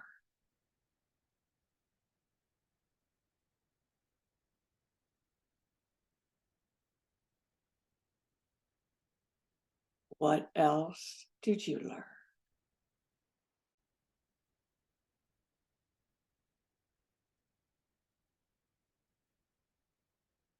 And now become aware if you've carried any patterns that developed in that lifetime into your current lifetime.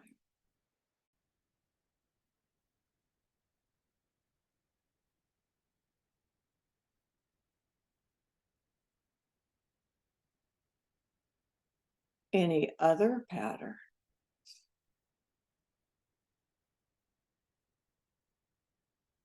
Now become aware if you recognize anyone who is in that lifetime, who's in your current lifetime.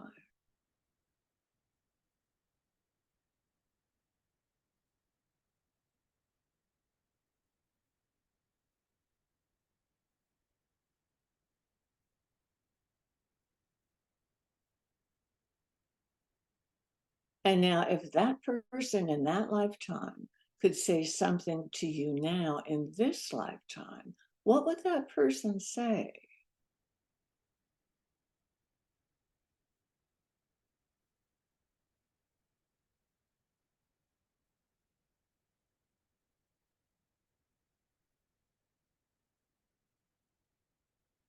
And now, if you could say something to that person, what would you say to that person?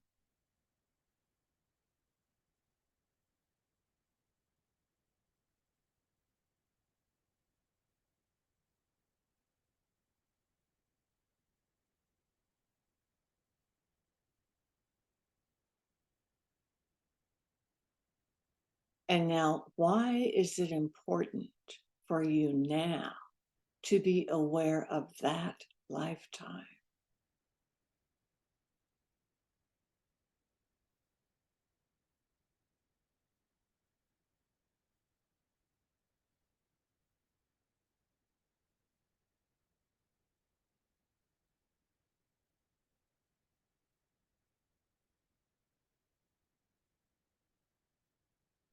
And now, is there anything in that lifetime that needs to be healed?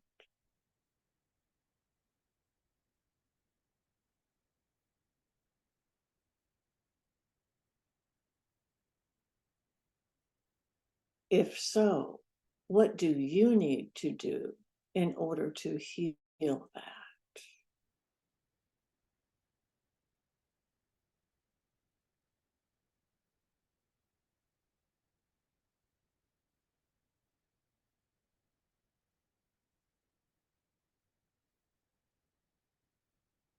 And now, if there's anything else that you'd like to know about that lifetime, ask now.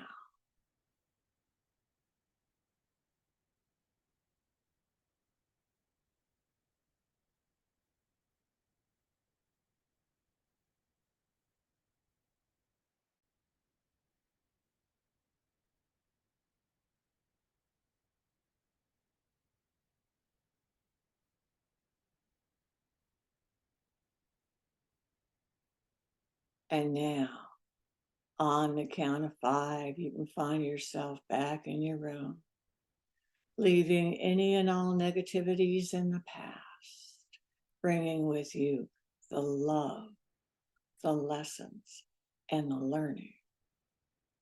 In your mind's eye now, you can begin pulling your energy down from that place of review, back through the light in the screen, back into your sacred place, remembering everything that happened during this session and allowing even more information to occur to you at times that are appropriate for you. On the count of 5, back in your place, back in your room, feeling rested, refreshed, and yet energized at the same time. 1, leaving any and all negativities in the past, bringing with you the love, the lessons, and the learning. 2, feeling the energies circulating throughout your body in a wonderful, natural, new, healthy way. 3, feeling comfortable, rested, and yet alert and energized at the same time. 4, as if you've just had a wonderful, refreshing nap. 5, when you're ready, open your eyes, continuing to feel better and better.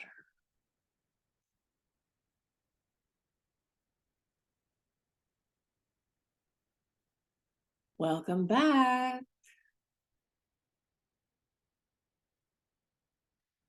Doesn't it seem like you actually went somewhere? Amazing, isn't it? Everybody back? That was just a little mini regression. That was just, when you work in a group with time constraints, but So would anyone like to share? Would anyone like to share what they experienced? Do we have time, Lorela?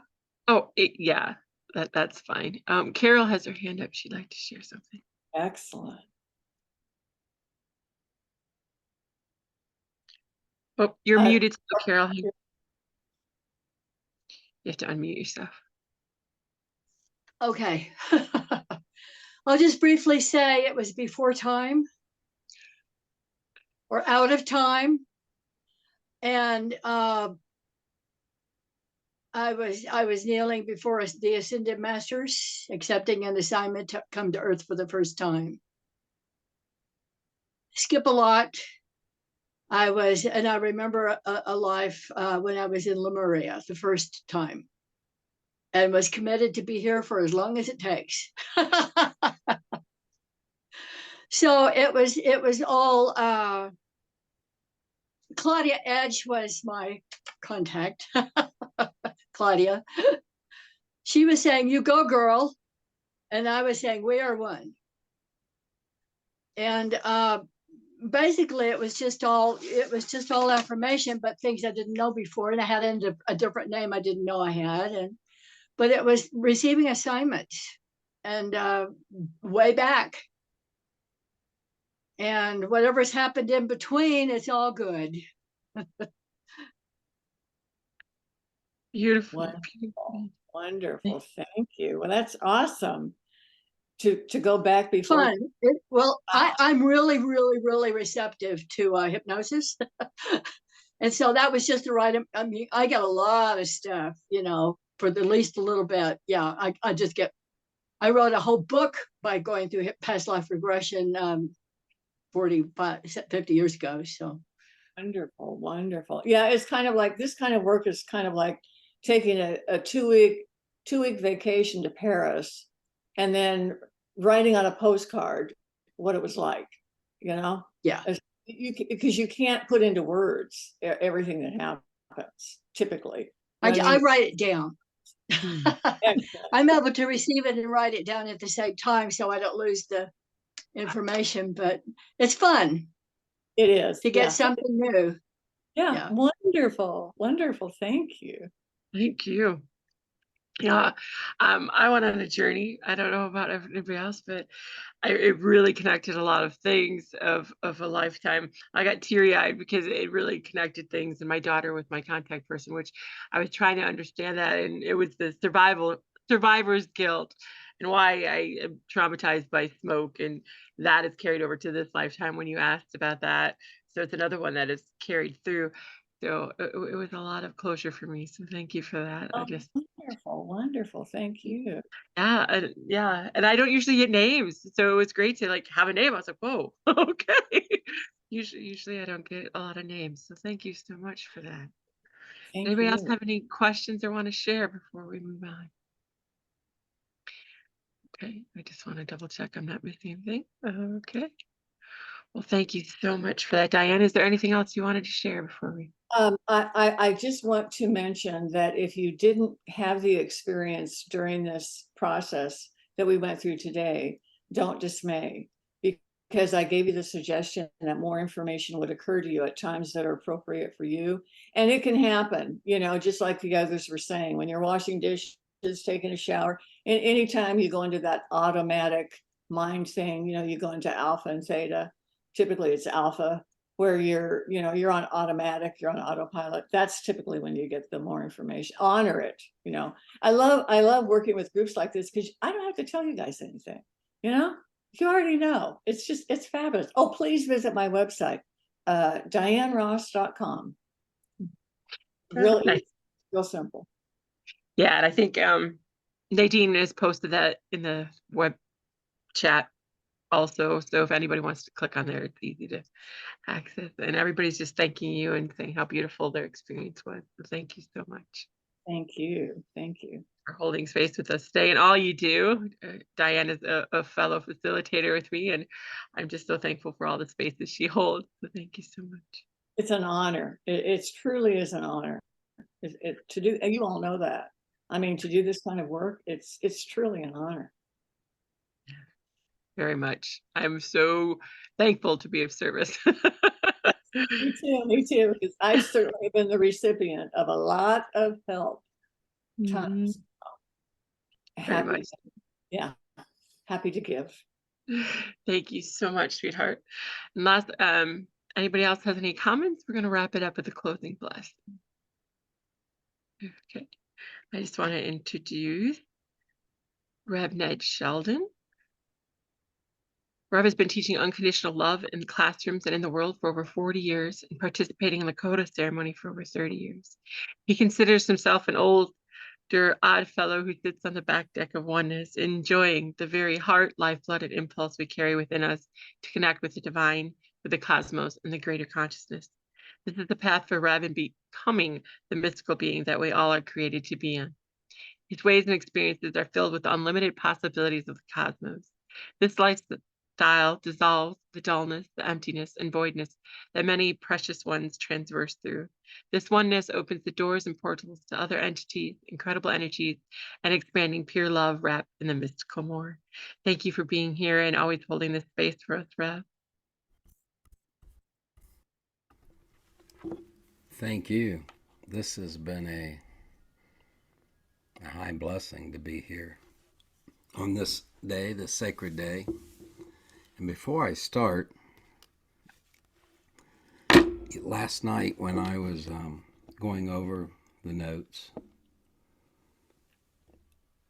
somebody that I spent some time with, her name's Joanne Shenandoah, came through very, very strong to me at the table. I couldn't focus or do anything else. And I had met her and her husband Doug and daughter Leah and sister Diane at the university when I managed graduate and international housing. And then several years after that, I was a guest of Chief Leonard at the Miami Nation.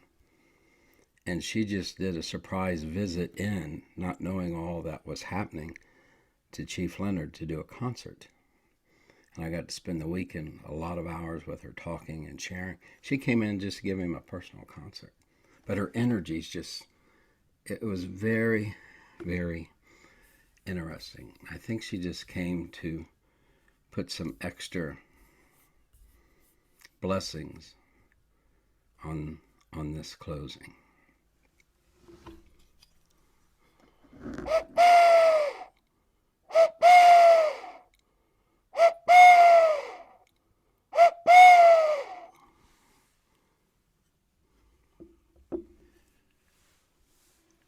You and I are amazing two-legged beings that need to be connected to something and then to amplify these connections like one another, to creation, to the cosmos, to the divine, to our inner essence. That's what celebration of consciousness is being and doing. You are a cosmic being, a star being. It's quite amazing that Mama Earth travels around 666,000 miles in 1 hour. What a journey are we on as our Earth travels the Milky Way at about 67,000 miles per hour.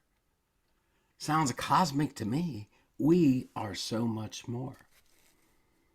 Precious souls of the mystical more. The cosmos is smiling upon us for these connecting ways. Have you ever seen the cosmos smile in pure love? Can you feel the cosmos smiling upon you, upon our coming together? Where we live, there's a noticeable change in the seasons. Transformations for sure.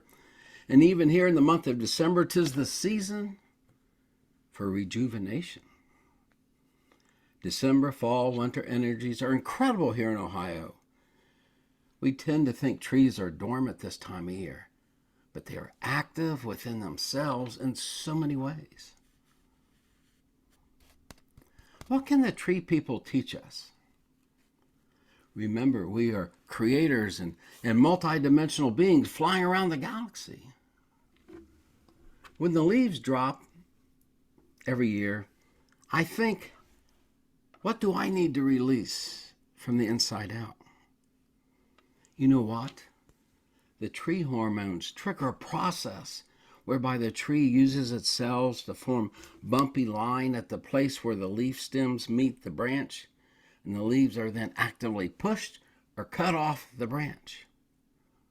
After the leaves are removed, most trees will grow a protective cell, a layer over the exposed area. What are those unwanted things that hold our essence back, hold our heart thoughts back, hold our mind thoughts back that need to be pushed or cut off from the branch of us being a tree of life? You, a tree of life. Yes, yes, yes, you are. The tree people take care of themselves in the now, which prepares them for what lies ahead. So the tree people are very efficiently utilizing their energies and resources to expand their root systems in this season. Now wait a gosh darn galactic moment here. This is wonderful, wowzer. It's expanding. What about us expanding our root system in this season? What a wonderful time of the year to rejuvenate our roots of who we really are in the great cosmic scheme of all things. A stronger root system will better position us for what is coming around the galactic corner, within us and beyond us. The tree people are amazing teachers, directly and indirectly. They're master teachers.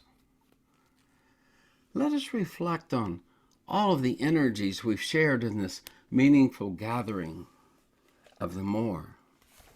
We have heard these words: the awakening, visions, a choice, oneness, integrating, higher self, higher perspective, compassion, meditation, connect, be authentic, breathe, refocus, connectedness,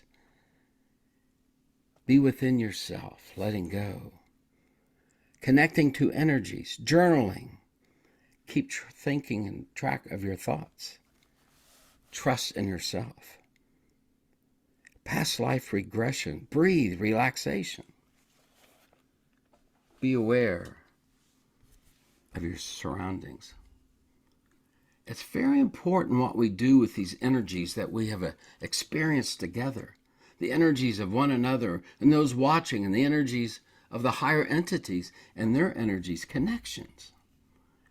We are powerful electromagnetic beings. We are energy beings. Better yet, we're beings of energy. There's so much more for each one of us, even within each one of us. You are eternal.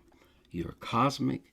You have divine purposes, full of divine potential. You're like the tree people who are incredible antennas, like you. As we zip around the Milky Way, the energies are always changing. These celebrations of consciousness gatherings are energy connectors. We are responsible for these energies we bring to this gathering and for the energies we depart from this gathering.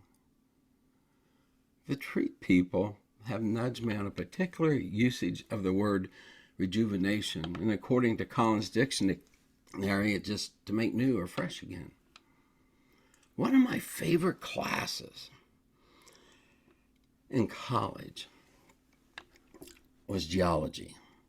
With my love of the land and having ceremony with the land, and geology uses the word rejuvenation in various ways. But what came forth to utilize here, and this is probably where Joanne came in a lot, is what is called river rejuvenation. The process of reviving or restoring the natural flow and health of a river that has been damaged due to human activities. Kind of sounds like us, don't you think? This is powerful. Events happen and the riverbed erodes vertically, and you know what happens then? The river starts flowing faster and more freely. holy pile of hotcakes, beautiful ones. It sounds like us again. When we are refreshed, renewed, rejuvenated, the divine energies flow and move faster after an eternal arrangement within us.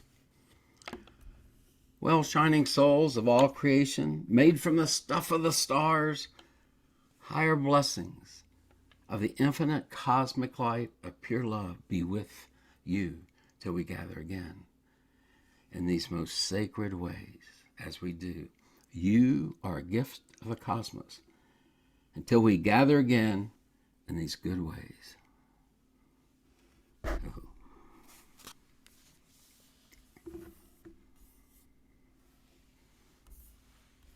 Thank you for that beautiful, beautiful blessing, Rev, for reminding us how we are recreating ourselves within to express without. Thank you so much.